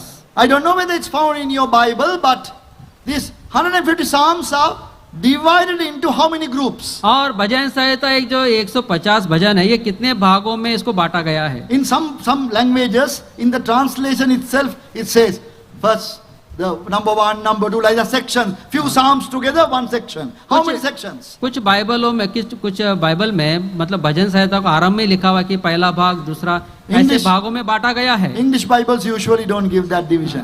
ये अंग्रेजी भाषाओं में ये नहीं है, लेकिन दूसरे भाषाओं में, हिंदी में है। Yes. Basically, there were 5 sections. मतलब यहाँ पर भजन संहिता को 5 भागों में इसको बांटा गया है। 5 sections in the book of Psalms. और भजन संहिता में 5 भाग है। And now this Psalm 40, अब ये जो भजन 40 जो है, author was David. यहाँ पर इसको लिखने वाला मतलब लेखक दाऊद है। How do we know that? ये हमें कैसे पता है? How do we know it? कैसे पता है? Please tell me. बताइए। Simple question I'm asking. बहुत सरल प्रश्न है। How do we know it? आपको कैसे हम Some uncle told you? क्या किसी अंकल ने बताया आपको? No. नहीं, किसने बताया? You can say, why can't you see it? आप बोल सकते हैं कि आप क्यों नहीं देखते इधर? No, you can ask me, why can't you see it? आप मुझे प्रश्न कर सकते हैं यहाँ पर, आप You क्यों can नहीं ask me देखते? that question. आप मुझे प्रश्न कर सकते हैं। It is written there, right? यहाँ पर लिखा हुआ है, Can you see the heading? Heading में लिखा हुआ है। Does it say to the chief musician, a psalm of David? प्रधान बजाने वाले के लिए दाऊद का भजन। Whenever you read that line to the chief musician, that means it is for public reading. और जब आप इस बात को पढ़ते हैं प्रधान बजाने वाले के लिए, जब ऐसा लिखा हुआ है तो ये मतलब समाज के लिए ये है। It is उसको- given to the musician. और ये मतलब वो बजाने वाले को ये दिया गया है। He has to set the music, अब इसके लिए उसको म्यूजिक को सेट करना है play the music, और इस म्यूजिक को वो बजाना है।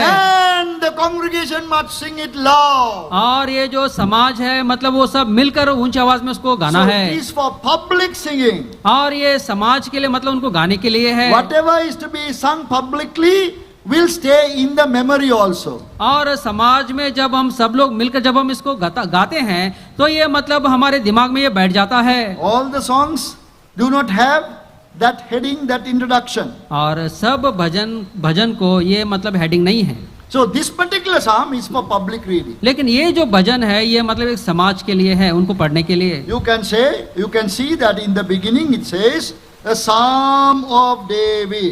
और यहाँ पर आरंभ में आप देख सकते हैं कि ये दाऊद का भजन है। That is part of inspired writing. और मतलब प्रभु के द्वारा प्रेरित मतलब किया गया है, या फिर प्रभु के द्वारा प्रेरित होकर लिखा गया है। So you can depend on that description. मतलब इस वर्णन के ऊपर आप आधारित हो सकते हैं। It is a psalm of David. और ये दाऊद का ये भजन है। Now, shall we now think about the whole book of Psalms? अब हम पूरे भजन के किताब के विषय में हम सोचेंगे। Who are the authors of the Psalms? और भजन संहिता जो किताब है इनका लेखक कौन है? Shall we patiently go through the authors of the book of Psalms? क्या हम धीरज के साथ ये भजन संहिता को लिखने वाले लेखकों को क्या हम देख सकते हैं? Together 150 Psalms. सब मिलाकर 150 भजन है। How many written by David? Dawood ने कितने भजन लिखे? We exactly do not know. हमको स्पष्ट हमको पता नहीं है। But how many Psalms have David's name on top? लेकिन कितने ऐसे भजन है जहाँ पर दाऊद का नाम ऊपर आता है? 73 Psalms. 73, Less than half. मतलब आधे से कम है। 73 Psalms are given as Psalms of David. 73 भजन ऐसे हैं जो दाऊद का नाम उसमें आता है। So this we must have some idea like that. Basic idea. It's good to have that. ये बहुत ही मतलब सामान्य ऐसे मतलब बातें हैं जो हमें मतलब इसको जानना है, सब मतलब याद रखना है। In your Bible, at the beginning of the book of Psalms, you can note those things down. और आप बाइबल में आपके किताब में आप आरंभ में यहाँ पर कुछ बातों को आप लिखकर रख सकते हैं। And then there is another prominent name called Asaph or Asaph. और दूसरा भजन संहिता में नाम आता है वो आसाफ है। There are 12 Psalms by Asaph. और आसाफ के द्वारा 12 भजन है। Psalm 50, bhajan 50, Then Psalm 73 to 83. और भजन 73 से लेकर 83 तक, 73 to 83. 73 से लेकर 83 तक। So those are called Psalms of Asaph. और ये सभी आसाफ के भजन है। See now that means he is a main character in the Bible. और इसका अर्थ ये है कि वो भी बाइबल में एक बहुत ही प्रमुख व्यक्ति है। He has brought lot of blessing to us. और उसने बहुत सी आशीष हमारे लिए वो लेकर आया है। But very often we don't talk about him. लेकिन कई बार उसके विषय में हम बात नहीं करते हैं। We read Psalm 50. हम भजन 50 पढ़ते हैं, But we do not think about Asaph, poor man. लेकिन वो आसाफ के बारे में हम सोचते नहीं है, गरीब आदमी। We sing the psalm. वो भजन हम गाते हैं, Author is forgotten. लेकिन उस लेखक को हम भूल जाते हैं। That is a sad thing. ये दुख की बात है। But he has so many things to teach us. और वो हमें बहुत सी बातें हमें सिखाता है। So please think about it. कृपा करके उसके बारे में आप सोचिए। So 12 of those psalms. 12 उसके भजन है। And then we also have Song of Moses. और मूसा का भी भजन है। How many of them? कितने हैं? In the book of Psalms. भजन संहिता में। How many psalms written by Moses in the book of Psalms? भजन संहिता में मूसा ने कितने भजन लिखे हैं? No, not 3. 3 नहीं है, Only 1. एक ही भजन उसने लिखा है। What is that psalm? कौन सा भजन है? Psalm 90. Very good. Bhajan 90। Many of you know. बहुत से लोगों को पता है। Now please, when we ask questions, जब हम प्रश्न पूछते हैं, when we answer, जब आप उत्तर देते हैं, we request all the older uncles, aunties, brothers, sisters not to open your mouth. विशेष करके बड़े बुजुर्ग लोग जो है, अंकल आंटी लोग, आप उत्तर ना दे, आप शांत रहिए। Only those who young people must answer. सिर्फ जवान लोग उत्तर देना है। So we have Song of Moses. मूसा का भी एक भजन है। I have another question. Please try to keep it interesting now. और एक प्रश्न है, How many songs of Moses found in the Bible? और मूसा के गीत कितने हैं बाइबल में? Any of the young people? कोई जवान लोग बता सकते हैं मूसा के गीत?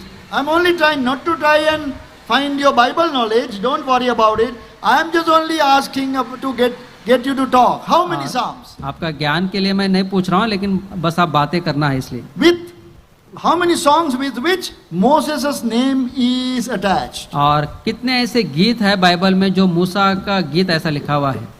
Moses was not only a great leader, he was a songwriter as well. मूसा सिर्फ एक बड़ा एक अगुवाई नहीं था, लीडर ही नहीं था, लेकिन वो एक अच्छा गीत लिखने वाला भी था। You also young people must become songwriters. और आप भी जवान लोग, आप गीत लिखने वाले आपको बनना है। By that you can bring a great blessing to people. और उसके द्वारा आप लोगों को बड़ी आशीष आप लेकर आ सकते हैं। Write songs. गीत आप लिखिए। Moses, his name is associated with 4 psalms. और मूसा का जो 4 songs. मूसा का जो नाम है 4 गीतों के साथ आता है। First one is found in Exodus 15. पहला जो गीत है निर्गमन 15 अध्याय में आता है। Second one, God asked him to write that psalm. और that is in Deuteronomy 32. और दूसरा जो गीत है व्यवस्था विवरण 32 अध्याय में आता है, जहाँ पर परमेश्वर ने मूसा को स्वयं बताया है। God said, you write this song and teach it to the people. और परमेश्वर ने मूसा से कहा, ये गीत को तू लिख और इजरायलियों को ये सिखा। Then also we find और उसके बाद in Psalm 90. और भजन 90 में हम देखते हैं, Wonderful psalm. ये भी अद्भुत भजन है। About the eternal state of God. और परमेश्वर की अनंत मतलब उसकी जो मतलब दशा उसके बारे में लिखा है। And about the brevity of man's life. और मनुष्य की मतलब उसका जीवन कितना अल्प है उसके बारे में लिखा है। Where do you find the 4th psalm? और चौथा गीत कहाँ पर है? Song of Moses. मूसा का गीत कहाँ पर है? This is a very special one. ये बहुत विशेष है। This is in Revelation 15. ये प्रकाशित वाक्य 15 अध्याय Why में। is it very special? क्यों ये बहुत विशेष है? That the Lord Jesus himself and came to him and said, और वहां पर प्रभु यीशु मसीह स्वयं आकर वहां पर उसने कहा, Moses, what are you doing? मूसा तू क्या कर रहा है? I am writing a song. मैं एक गीत लिख रहा हूँ। Moses, I also want to be the part of this song. प्रभु ने कहा, मूसा इस गीत का मैं भी एक भाग बनना चाहता हूँ। I also want to be a co-author with this song. और मैं भी इस गीत के साथ मैं भी एक लेखक बनना चाहता हूँ। So his name is also mentioned. और इसलिए उसका नाम भी वहाँ पर जुड़ा हुआ है। So in heaven they are singing that. और स्वर्ग में वो लोग वो गीत गा रहे हैं। What is that song called? वो गीत को क्या कहते हैं? Song of Moses, the servant of God, and of the lamb. और मूसा का गीत जो परमेश्वर का दास और उस मेमने का दास है। See what a great privilege. देखिए कितना एक मतलब एक विशेष अधिकार है। The Lord Jesus said, Moses, excuse me, I also want to be part of the authorship. I will also write something. और प्रभु यीशु मसीह ने मूसा से कहा, मूसा मैं भी इस गीत में एक भाग बनना चाहता हूँ, मैं भी इसको लिखना चाहता So हूँ। both of them together. हाँ, दोनों मिलकर लिखने लगे हैं। That song is called Song of Moses and of the Lamb of God. और वो जो गीत है मूसा का गीत और परमेश्वर के मेमने का वो गीत है। Yes, you think of a great author in the world? और क्या आप दुनिया में ऐसे बड़े लेखक के बारे में आप सोच सकते हैं? Yes, if you can become a co-author with that author, how nice it is. और उस लेखक के साथ आप भी यदि मिलकर यदि लिखने वाले होंगे तो कितना वो आपके लिए धन्यता होगा। Moses was given that privilege. और मूसा को ये विशेष अधिकार मिला है। So young brothers and sisters, इसलिए जवान भाई और जवान बहन, especially young sisters, विशेष करके जवान बहन, begin to write songs. आप गीत लिखना आरंभ कीजिए। Initially nobody will take notice of that. आरंभ में कोई आपकी तरफ ध्यान नहीं देगा, Nobody will sing your songs. आपके गीतों को कोई नहीं गाएगा, But keep on writing. लेकिन आप लिखते रहिए। One day somebody will sing that. हाँ, एक दिन कोई उस गीतों को गाएंगे It can bring much blessing to people. और वो लोगों को बहुत आशीष वो लेकर आएगा। So let us come back to the book of Psalms. आप भजन संहिता के पास हम वापस आते हैं। How many songs in the book of Psalms? और भजन संहिता में कितने गीत हैं? Only one. एक ही गीत है। Then we have also Solomon. और उसके बाद सुलेमान भी है। Solomon most probably wrote 2 psalms. और सुलेमान जो है उसने लगभग 2 भजन उसने लिखा है। Psalm 72, भजन 72 Psalm 127. और 127। Psalm 72 and Psalm 127. भजन 72 और भजन 127। Then there is another man who wrote only 1 psalm. और उसके बाद और एक मनुष्य है जिसने एक ही भजन लिखा। Can any one of you remember that person? क्या आप में से बता सकते हैं वो कौन है? He is also a hidden person. वो एक छिपा हुआ मनुष्य है। Only 1 psalm he has written. सिर्फ एक ही भजन उसने लिखा है। His name is Ethan. उसका नाम ईतन है। Oh, it is Psalm 89. और भजन संहिता उसका 89। So we are doing a brief survey of the book of Psalms now. और हम विस्तार से भजन संहिता का हम अध्ययन कर रहे हैं। David 73 psalms. और दाऊद 73 भजन लिखे हैं। Asaph 12 psalms. और आसाफ उसने 12 भजन लिखे। Moses 1 psalm. मूसा ने 1 भजन लिखा। Solomon 2. और सुलेमान ने 2 लिखा। Then Ethan 1 psalm. ईथन ने 1 लिखा है। Psalm 89. और भजन संहिता उसका 89। Then we have another group, songs of Korah. और उसके बाद कोरा के भी भजन है। Now I'm not going into detail, that has a great message. और अब यहाँ पर विस्तार से मैं नहीं जाऊंगा क्योंकि यहाँ पर बहुत लंबी सूची है। The moment you read the word Korah, the name Korah, that will kind of, ring alarm bells in your mind. और जब हम बोलते हैं कि कोरा का भजन, ये कोरा का नाम सुनते ही हम हमारे अंदर एक अलार्म बजने लगता है। I know Korah. हाँ, मुझे कोरा पता है। Not a good man. वो अच्छा मनुष्य नहीं है। But his sons are there. लेकिन उसके जो बच्चे हैं, The Bible specifically says the sons of Korah did not die.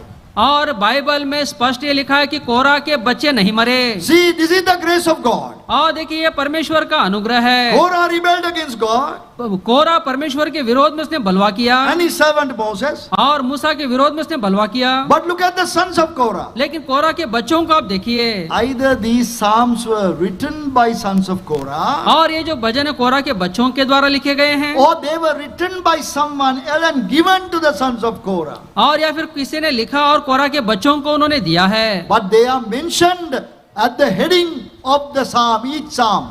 और लेकिन यहाँ पर भजन संहिता है कि ऊपर वहां पर ऊपर में लिखा हुआ है। There are 12 psalms. और ऐसे कोरा के बच्चों के 12 भजन है। Psalm 42 to 49. और भजन 42 से लेकर उसका 49 तक 49 तक। Psalm 84. भजन 84 से। Oh, what a well-known psalm. Psalm 84 is. और भजन 84 कितना अद्भुत वो भजन है। Psalm 85. और 85 87. और उसका 87 88. और उसका 88। Now, you add up all these numbers. अब आप इन सब संख्या को आप जोड़ लीजिए। If you can add up quickly, how much is that? ये सब जोड़ेंगे तो कितना होगा? 12 psalms of sons of Korah.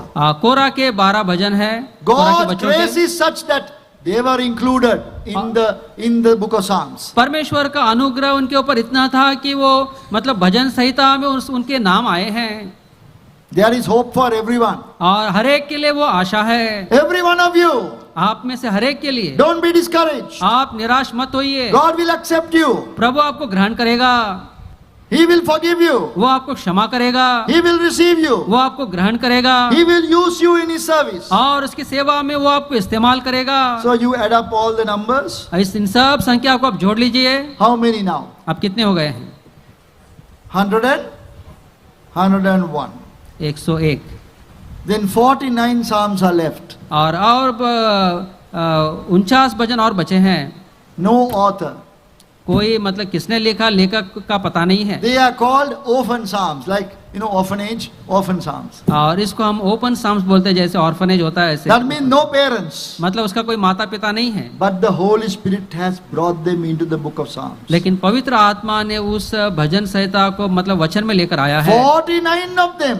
49 ऐसे भजन है They have great blessing. और इसमें बहुत आशीष है। Some of those psalms are very deep in spiritual meaning. और इनमें से कुछ भजन आत्मिक जीवन में बहुत ही गहरा उसका अर्थ है। Because they are given by the Spirit of God. The human agency is not mentioned. और ये पवित्र आत्मा के द्वारा ये दिया गया, इसलिए किसने लिखा, ये मनुष्यों के नाम नहीं लिखे गए हैं। Now we have done a survey of the book of Psalms by author. और अब यहाँ पर भजन संहिता जो हम लेखकों के अनुसार हम देखते आए हैं। Then start all over again. हम फिर से हम इसको आरंभ करेंगे। Let us categorize the book of Psalms according to the subjects. और विषय के अनुसार भजन संहिता को अब हम अलग करेंगे। I'm asking the question from younger generation. Have you heard some songs, some psalms that the preachers are saying these are messianic psalms? और मैं जवानों से मैं प्रश्न कर रहा हूँ, आपने सुना होगा कुछ लोग कहते हैं कि ये जो भजन है ये मसीहा के ये भजन है। Yes, these psalms particularly speak about the Messiah. और ये जो भजन है विशेष करके मसीहा के बारे में ये बताते हैं। If not the whole psalm, हो सकता है कि पूरा भजन शायद ना बताए, even 2 or 3 verses of the psalm will speak about the Messiah. और उस भजन संहिता में 2 या 3 ऐसे वचन होंगे जो मसीहा के बारे में बताते हैं। Who is the Messiah? ये मसीहा कौन है? Who is the Messiah? ये मसीहा कौन है? Yes, God's anointed one. और परमेश्वर का ये अभिषिक्त है। Messiah is a Hebrew word. और ये जो मसीहा है ये एक इब्रानी शब्द है। What is the Greek word of Messiah? और ये मसीहा का मतलब ग्रीक वर्ड क्या है? Or English word of Yeah. Messiah? और मसीहा का अंग्रेजी का शब्द क्या है? Christ. Christ, Christos. क्रिस्तोस बोलते हैं। So this is the same. Messiah means you translate into Greek, it is Christ. और मसीहा को जब हम ग्रीक में ट्रांसलेट करते हैं उसको क्राइस्ट बोलते हैं। What is the meaning of the word Messiah or Christos? और ये मसीहा क्रिस्तोस का अर्थ क्या है? Anointed one. एक अभिषिक्त है। So now, some songs are called Messianic psalms. कुछ भजन ऐसे हैं जिसको मसीहा के भजन कहते हैं। You will later realize that even the psalm that we have before us, Psalm 40, is one of the Messianic psalms. और हमको जो भजन 40 दिया गया है ये 40 भजन भी एक मसीहा का ये भजन है। Now I'm spending this time for us to have a good overall understanding. मैं समय इसलिए दे रहा हूँ कि मतलब एक समझ इस भजन के बारे में हमको आ सके। So please be patient. और इसलिए आप धीरज से रहिए। If you are not interested, यदि आपको इसमें मन नहीं लग रहा है, try to get interested. मन लगाने की कोशिश कीजिए। Listen to this. ध्यान से सुनिए।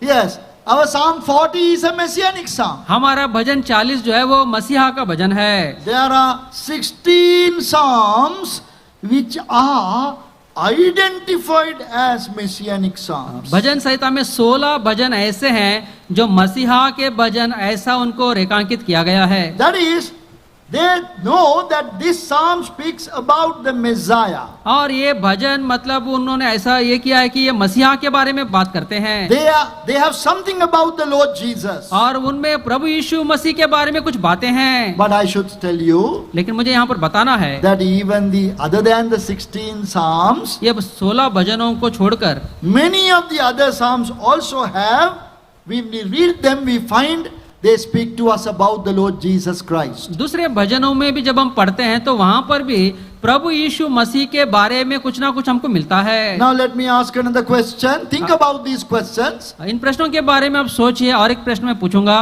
What is the name of the Messiah? और ये मसीहा का नाम क्या है? What is the name of the Christ? और ये क्रिस्त का नाम क्या है? Someone please, loud. ऊंची आवाज में जवान लोग, Sisters, बहनें, what is the name of the true Messiah? ये सच्चा मसीहा का नाम क्या है? True Christ. सच्चा क्रिस्त का Jesus. Very good. Yeshu, His name is Jesus. उसका नाम यीशु है Title is Christ. और जो पद है वो मतलब क्रिस्त है। But see, even that without any meaning we are saying. और उसको भी हम बिना कोई अर्थ के हम बताते रहते हैं। So my name is Neville. मेरा नाम नेविल है My title can be written on paper as Mr. और पेपर के ऊपर मेरे पहले उसको मिस्टर लिखते Now हैं। you ask my name.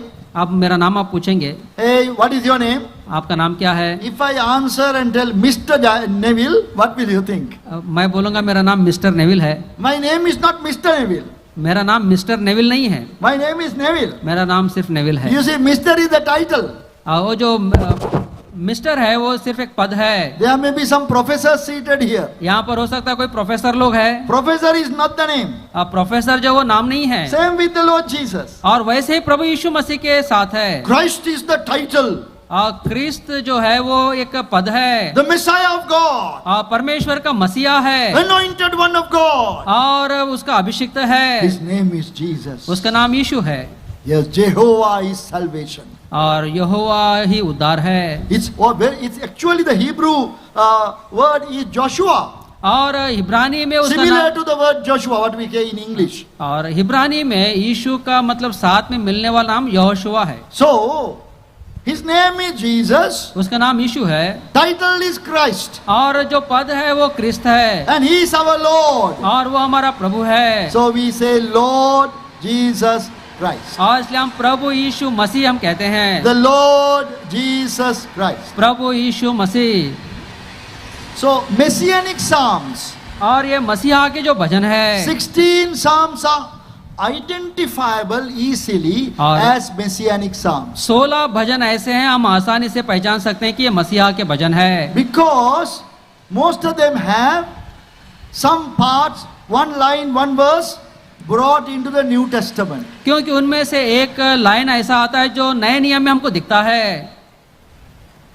Now even today's Psalm 40, और आज का जो हमारा भजन है भजन 40, we have 2 verses brought into the New Testament. और इनमें से 2 वचन ऐसे जो नए नियम में भी हमको मिलते हैं। Have you found them out? क्या उनको आप देख सकते हैं? I am sure you read the flyer of the youth camp मैं सोचता हूँ कि आपने यूथ कैंप का जो हैंडबिल है उसको पढ़ लिया होगा and then you particularly looked at the theme verse. और उसके बाद आपने थीम वर्स को देखा होगा That means you would have even read Psalm 40. और इसका मतलब यह है कि आपने भजन 40 भी पढ़े होंगे। At least 2 verses are found in the New Testament. और 2 वचन ऐसे जो नए नियम में भी हमको मिलते हैं। So by tomorrow you find that out and count. और कल के दिन तक आप 2 वचनों को आप देख कर आइए। Where do you find it in the New Testament? और वो नए नियम में हमको कहाँ मिलते हैं? So from Psalm 40. भजन 40 में से। So we have to quickly finish. ताकि हम तुरंत हम अंत कर सके। I am trying to tell you now the numbers, Psalm numbers of Messianic Psalms. और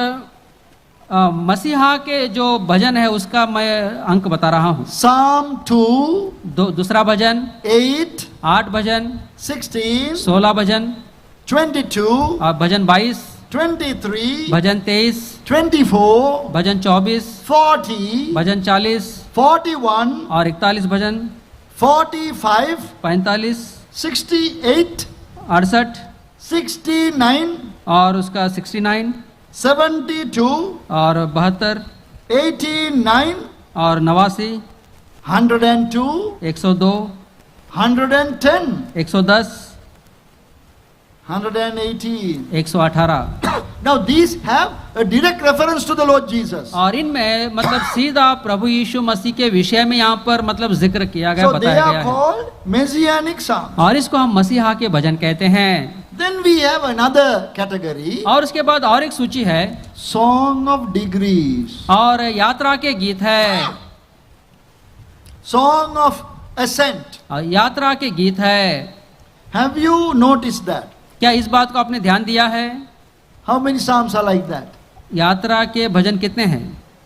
We all should know that. ये सब हमको जानना है। 15 psalms. 15 भजन है, 15 psalms are called songs of degrees. और 15 भजन ऐसे हैं जिसको यात्रा का भजन कहते हैं। Something to do with ascending, going up. मतलब ऊपर की ओर जाने वाला, ऐसा उसके साथ तुलना है। Psalm 120 to 134. भजन 120 से लेकर भजन 134 तक। That means 15 psalms. इसका मतलब पूरे 15 भजन है। They have such a great message. और उनका एक बहुत ही मतलब महान एक संदेश वहां पर हमको मिलता है। Please, you must do a study of those psalms. और कृपा करके इन भजनों का आप एक अध्ययन आप कीजिए। Each of those psalms will teach you some, at least one principle from each psalm about leading a victorious life. और इन भजनों में मतलब हर एक भजन में एक ऐसा एक मतलब सीख आपको मिलता है जो एक जयवंत जीवन को मतलब वो दिखाता है। It's called highway of victory. और ये जयवंत मतलब एक जीवन के लिए एक महामार्ग है। Psalm 120 to 134. भजन 120 से लेकर 134 तक। So that is the songs of degrees. और ये यात्रा के भजन है। Then we have also hallelujah psalms. और उसके बाद हालेलुया भजन भी है। Quite a number of hallelujah psalms. मतलब कई मतलब हालेलुया के भजन भी है। There is not everybody will not agree, but roughly about 15 psalms are hallelujah psalms. और सब सहमत शायद नहीं हो सकते हैं, लेकिन 15 ऐसे भजन हैं जो हालेलुया के भजन है। They are starting with hallelujah, ending with hallelujah. वो हालेलुया के साथ आरंभ होते हैं और हालेलुया के साथ ही अंत होते हैं। Some of them will only start with hallelujah. और कुछ ऐसे सिर्फ हालेलुया से वो आरंभ होते हैं। Now please, young people, I have a question. जवान लोग, आपके लिए मेरा एक प्रश्न है। Please, boys, can you tell me the meaning of the word hallelujah? भाइयों में से कोई बता सकते हैं ये हालेलुया का अर्थ क्या है? The correct meaning of the word hallelujah. Hallelujah का मतलब सही अर्थ क्या है? At the end, is there, right?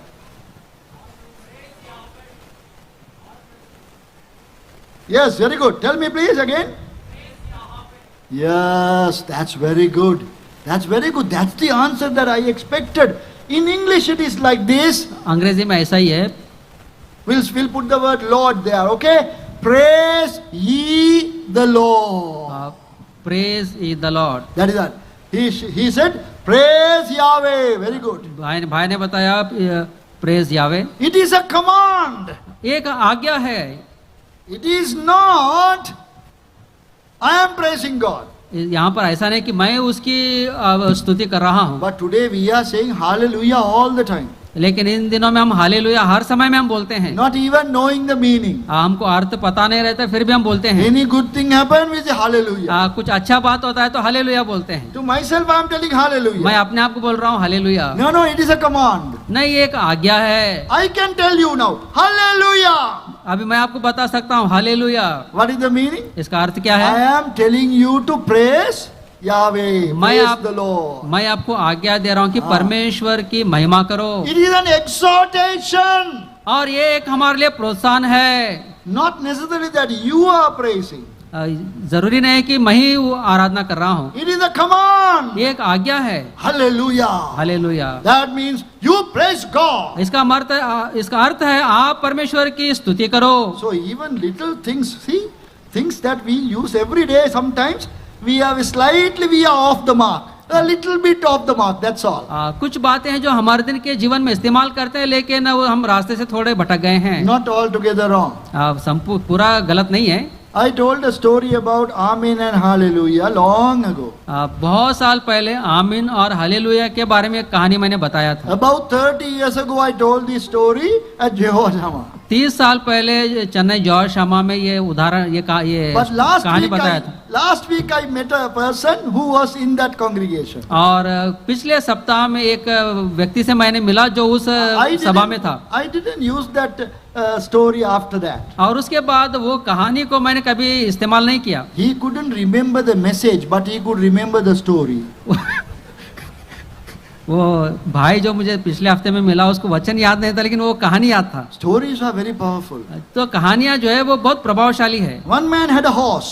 एक आदमी के पास एक घोड़ा था। He thought he was a very spiritual man. और वो उसने सोचा कि मैं बहुत आत्मिक मनुष्य हूँ। So he taught even spiritual things to the horse. और उसने आत्मिक बातें वो घोड़े को सिखाया। So whenever he wanted to ride the horse, जब उसको घोड़ा चलाना था, for the horse to run, he would say Hallelujah. जब घोड़े को दौड़ना होता था तो वो हालेलुया बोलता था, Then horse will run. तब घोड़ा दौड़ने लगता था। But when he wanted to stop, he would say Amen. जब वो घोड़े को रोकना चाहता था तो वो बोलता था कि आमीन, Then the horse will stop. तब घोड़ा रुक जाता था। This may be not a true story, but this story has come our way long ago. I said this is not very, very good, but I will tell you. और मतलब ये बहुत पुरानी कहानी है, ये सच्ची कहानी नहीं है, लेकिन बहुत लाभदायक है, इसलिए मैं बताऊंगा। One day, one of his friends came एक बार उस मनुष्य के मित्र लोग आए to borrow the horse. और उस घोड़े को मतलब कुछ काम के लिए ले He जाना था। wanted some urgent need. कुछ उनको घोड़े से काम था तो आए थे। He said, I can give you the horse, मैं आपको घोड़ा दे सकता हूँ, but you have to remember these two words. लेकिन दो शब्द आपको याद रखने होंगे। If you forget, he will not stop. यदि आप भूल जाएंगे तो फिर वो रुकेगा नहीं। How much you will shout, stop, stop, he will not stop. आप कितना भी रुको रुको बोलेंगे तो वो नहीं So रुकेगा। he was given clear instruction. और उसने बहुत ही स्पष्ट निर्देश उनको दिया, To run, you must say Hallelujah. यदि घोड़े को दौड़ाना है तो हालेलुया बोलना है, Stop, you must say Amen. और उसको रोकने के लिए आमीन बोलना है। No real meaning there. वहां पर कोई अर्थ की बात नहीं है। That is how we also use the words today. और वैसे ही हम भी बहुत से शब्दों का इस्तेमाल करते हैं। So this man got onto the horse and said Hallelujah. और वो मनुष्य घोड़ा लिया और उसके ऊपर बैठ के हालेलुया बोलने लगा Horse began to run. और घोड़ा दौड़ने लगा। Now running and running and running. अब ये घोड़ा दौड़ रहा है दौड़ते जा रहा है। Now he has forgotten the other word. अब वो दूसरा शब्द उसको रोकने का क्या है वो भूल गया है। He was trying to think what the other word this man told me, how to stop the horse. और वो घोड़े पर बैठ के सोच रहा है कि ये घोड़े को रोकने के लिए उसने दूसरा शब्द मुझे क्या बताया है। Now the horse was running near a precipice now, very, very close. अब ये जो घोड़ा है जहाँ पर उसको जाना है उस स्थान के नजदीक वो पहुंच गया है, Horse is not stopping. लेकिन वो नहीं रुक रहा है। So he didn't know what to do. अब उसको समझ में नहीं आ रहा है कि क्या करना है। He panicked. He panicked. और वो बहुत मतलब घबरा गए। When he said Amen, the horse stopped. जब उसने आमीन कहा तो घोड़ा रुक गया। Right at the edge he stopped. और उस किनारे पे वो रुक गया है। When the horse stopped, he was so relieved. हाँ, जब वो घोड़ा रुक गया तो वो कितना वो मतलब आनंदित था। He lifted his hands and said Hallelujah. उसने हाथ उठाकर फिर से हालेलुया बोला प्रभु। Horse began to run again. घोड़ा फिर दौड़ने लगा। When we use words without true knowledge, that's what will happen to us.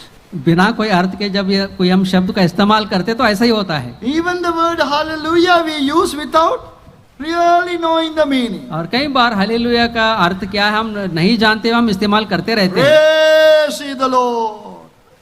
Praise ye the Lord. Praise the Lord. Even in the book of Revelation chapter 19, hallelujah, the word is there. और प्रकाशित वाक्य 19 अध्याय में भी वहां पर भी ये हालेलुया का शब्द हम देखते हैं। Exhortation, you praise the Lord. और यहाँ पर एक प्रोत्साहन है, आप प्रभु की स्तुति करें। So how many hallelujah psalms in the Bible? और भजन संहिता में कितने हालेलुया के भजन है? There are about 15 psalms, hallelujah psalms in the Bible. और भजन संहिता में 15 हालेलुया के भजन है। Or maybe I will give you the numbers and you can add it up. How many? और मैं संख्या को बताऊंगा, बाद में आप देख सकते हैं। Everybody may not agree with this classification, but this is Psalm 146 to 150. और ये भजन 146 से लेकर 150 तक है। कुछ लोग इससे सहमत भी नहीं हो सकते हैं। 111 to 113. भजन 111 से 113 तक। 115 to 117. 115 से लेकर 117 तक These are called Hallelujah Psalms. इसको हालेलुया के भजन कहते हैं. Then there is a very important another category. और दूसरा और एक प्रमुख एक यहाँ पर एक संग्रह है Penitential Psalms. पेनिटेंशियल भजन ऐसा कहा गया है. Psalms that, प्रायश्चित के भजन है. yes, Psalms that bring repentance. और ऐसे भजन है जो पश्चाताप को लेकर आते हैं. Oh, this is important. ये बहुत प्रमुख है. Can you tell me, any of the young people, please, one psalm which we know about? It's a psalm of repentance. और जवानों में से कोई बता सकते एक भजन जो पश्चाताप के बारे में बताया गया Girls, है. one boy said, please, girls. बहनों की तरफ Psalm 51 we know very well. भजन उसका 51 Psalms 51. But there are 6 psalms called penitential psalms. और लेकिन भजन संहिता में 6 ऐसे भजन है जो पश्चाताप के भजन है. Psalm 6, bhajan 6, Psalm 32, bhajan 32, 38, 38, 51, 51, 102, 102, 130. 130, Actually, there are 7. 143. 143, 7 है. There are 7 psalms which are called penitential psalms. 7 ऐसे भजन है जो पश्चाताप के भजन है. Now there is an eye opener here. और यहाँ पर अब आंख खुलने वाली एक बात है. Out of the 7 psalms of repentance, 5 have been written by David. और 7 जो पश्चाताप के जो भजन है इनमें से 5 जो पश्चाताप के भजन है वो दाऊद ने लिखे हैं. David had many things to repent about. Dawood के जीवन में बहुत सी बातें थी जिसके विषय में उसको पश्चाताप करना So था. don't be afraid and think it is a strange thing that you have things to repent about. तो आप इसके विषय में आप मतलब विचलित ना हो कि आपके जीवन में ऐसी बात है जिसके विषय में आपको पश्चाताप करना है. David, the great man of God, Dawood जो परमेश्वर का महान जन था, out of these 7 psalms, इन 7 भजनों में से most probably 5 were written by him. इनमें से 5 भजन दाऊद के द्वारा लिखे गए हैं. We know only Psalm 51, हमको सिर्फ भजन 51 ही पता है. but many other psalms that he wrote by which he repented before और God. दूसरे भी भजन दाऊद ने लिखे हैं जहां पर परमेश्वर के सामने उसने पश्चाताप किया है. Other than Psalm 102 and 130, भजन 102 छोड़ के 130 भी है. other psalms were written by David. और दूसरे भी भजन है जो दाऊद के द्वारा लिखे गए He हैं. was a man who repented of his sins. और वो ऐसा मनुष्य था जो अपने पापों के विषय में उसने पश्चाताप किया है. He knew when he has sinned. और उसको पता है कब उसने पाप किया है. Do you know that you have sinned? क्या आपको पता आपने पाप किया है? Do you think that there is a need of repentance in your life? क्या आप इस बात को जानते हैं आपके जीवन में पश्चाताप करने का अभी एक संदर्भ है? If you do, you are in great company. और यदि आप ऐसा करते हैं आप उस बड़े झुंड के आप साथ है. The man after God's own heart was David. और दाऊद परमेश्वर के मन के अनुसार वाला वो व्यक्ति If you था. have to repent of sins, और यदि आप पापों के विषय में यदि आप पश्चाताप करते this हैं is a very good beginning. और ये आपके लिए बहुत अच्छा आरंभ होगा. So today, don't lose this opportunity. और इसलिए इस अवसर को आज के दिन आप मत छोड़िए. Then there are some psalms which are called historical. और कुछ ऐसे भजन हैं जो इतिहास के भजन है. History is written in many psalms, और बहुत से भजनों में इतिहास लिखा हुआ है. but Psalm 104 to 106 भजन 104 से लेके 106 तक are generally called historical psalms. History, tracing the history of Israel. और इन भजनों को इज़राइल का इतिहास को वो मतलब बताता है. Then there's another category, last category, और अंत में और एक सूची है imprecatory psalms. Imprecatory psalms, psalms that pray for judgment of God. और ऐसे भजन है जो परमेश्वर के न्याय के लिए वो मतलब कह रहे हैं. Yes, there are people, please, you must know that some study the word of God very deeply. आपको इस बात को समझना चाहिए कुछ ऐसे लोग हैं जो परमेश्वर के वचन को बहुत गहराई से उसका अध्ययन करते हैं. The person quite close to me, एक पर्सन बहुत ही मेरा करीबी है. the person who showed me the book of Genesis, the first day I attended church. और जब मैं कलीसिया में पहली बार गया तो उत्पत्ति का किताब उसने मुझे बताया. We are of the same age now. अब हम दोनों एक ही उम्र वाले हैं. He lives in Canada. वो कनाडा में रहता है. He's a great student of the Bible. और बाइबल का बहुत बड़ा विद्यार्थी है. He was doing a doctorate study in theology. और बाइबल में वो थियोलॉजी में मतलब डॉक्टरेट वो कर रहा था He was writing his thesis. और वो अपनी थीसिस को लिख रहा था The subject was imprecatory psalms of the Bible. और वो मतलब बाइबल में मतलब न्याय के बारे में वो कहते हुए वो भजन लिख मतलब वचन लिख रहा था। One day he called me and asked, और एक दिन वो मुझे मतलब कॉल करके वो पूछने लगा what do you know about imprecatory psalms? और न्याय के बारे में मतलब आप क्या जानते हैं? I said, I know nothing. वो न्याय का जो भजन उसके बारे में मुझे कुछ नहीं Let पता, me read and tell you. मैं पढ़ के बताऊंगा। So that led me to study that. और ये मुझे प्रेरित किया कि मैं उसको पढ़ूं। See how people study the word of God. देखिए परमेश्वर के वचन को लोग किस तरह उसको अध्ययन करते हैं। That is calling upon God to bring revenge or avenge himself and bring judgment upon people. मतलब वो परमेश्वर की मतलब वो दुहाई देते हैं कि परमेश्वर न्याय करे, परमेश्वर बीच में और परमेश्वर बदला ले। They don't sound very beautiful in your ears, और ये सब सुनने के लिए हमको कानों में अच्छे नहीं लगते but हैं, that has deeper meaning inside. लेकिन उसका एक गहरा अर्थ वहां पर हम देख For सकते the हैं। time being, let me give the psalm numbers. संदर्भ के अनुसार वो भजन संहिता के मतलब मैं बताऊंगा। Psalm 7 and 35, भजन 7 और 35, 55 and 58, 55 और 58 59, और उसका 59 69, और 69 79, और 89 83, और उसका 83 109, 109 137. और 137। All these psalms are called imprecatory psalms. और ये सभी भजन परमेश्वर का न्याय के लिए मांग करने वाले भजन है। So there are some psalms which will not fall into any category. और कुछ भजन ऐसे भी है जो किसी सूची में नहीं आते हैं। See, now we have done a survey of the book. देखिए अब हमने इस पूरे किताब भजन संहिता का हमने पूरा एक विश्लेषण किया है। Just on the surface only though, ऊपर ऊपर से हमने उसका विश्लेषण किया है by the author, और लेखक के अनुसार by किया the है contents of the psalm. और मतलब संदर्भ के अनुसार किया है। So now we come to our psalm, Psalm 40. और अब हम दूसरे भजनों में हम आते हैं। We have to study Psalm 40. अब हमें भजन 40 हमें अब अध्ययन करना है, But our time is up. लेकिन अब हमारा समय पूरा हो गया है। We are now late by 5 minutes also. अब हम 5 मिनट ऊपर चले गए We हैं। have to stop now. अब हमें यहाँ पर रुकना है। We'll pick it up from there tomorrow. अब हम इसको कल से शुरू करेंगे। But I have given you one simple homework. लेकिन एक छोटा सा काम मैंने आपको दिया है। You go through the all what we have studied today. आज जो कुछ हम सीखे हैं उसको आप फिर से एक बार ध्यान कीजिए। But what was the homework? अब काम क्या है? To read through Psalm 40. भजन संहिता 40 को आप पढ़िए 2-3 verses are recorded. At least 2 verses in the New Testament. और उसमें 2 वचन Quoted in the New Testament. भजन संहिता 40 में 2 वचन ऐसे हैं जो नए नियम में भी उसका उल्लेख हुआ है। And you have to find the chapter. और उसका अध्याय वचन कौन सा है आपको बताना है And the verse. और कौन सा वचन है। Some of you have reference Bibles, so it's very easy. आप लोगों के पास कुछ लोगों के पास रेफरेंस बाइबल है, बहुत आसान है। Even you may have also software, Bible software, very easy. इसलिए आप मोबाइल में भी बाइबल है, थोड़ा आपको ढूंढना आसान But हो what I जाएगा। am telling is not that easy. लेकिन जो मैं बता रहा हूँ वो इतना आसान नहीं है। You compare the 2 passages. इन दोनों वचनों को आप तुलना कीजिए What are the similarities? What are the differences? और समानताएं क्या है और भिन्नता क्या है, Think about it. इसके बारे में आप सोचिए। Please get interested. कृपा करके इसके ऊपर आप दिलचस्पी दिखाइए। Everything, differences, similarities in the 2 passages,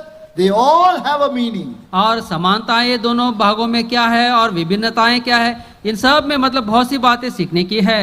Okay, now we are going to stop. अब हम यहाँ पर रुकेंगे। And one more thing you need to do today. और एक काम आज आपको करना है। The first benefit of reading the Bible. और बाइबल पढ़ने का सबसे पहला मतलब लाभ क्या है? What is it? क्या है? Voice of God. परमेश्वर की आवाज को हमें सुनना है। You must try to hear the voice of God. परमेश्वर की आवाज को सुनने की मतलब एक यत्न हमें करना है। You will come back today much revived.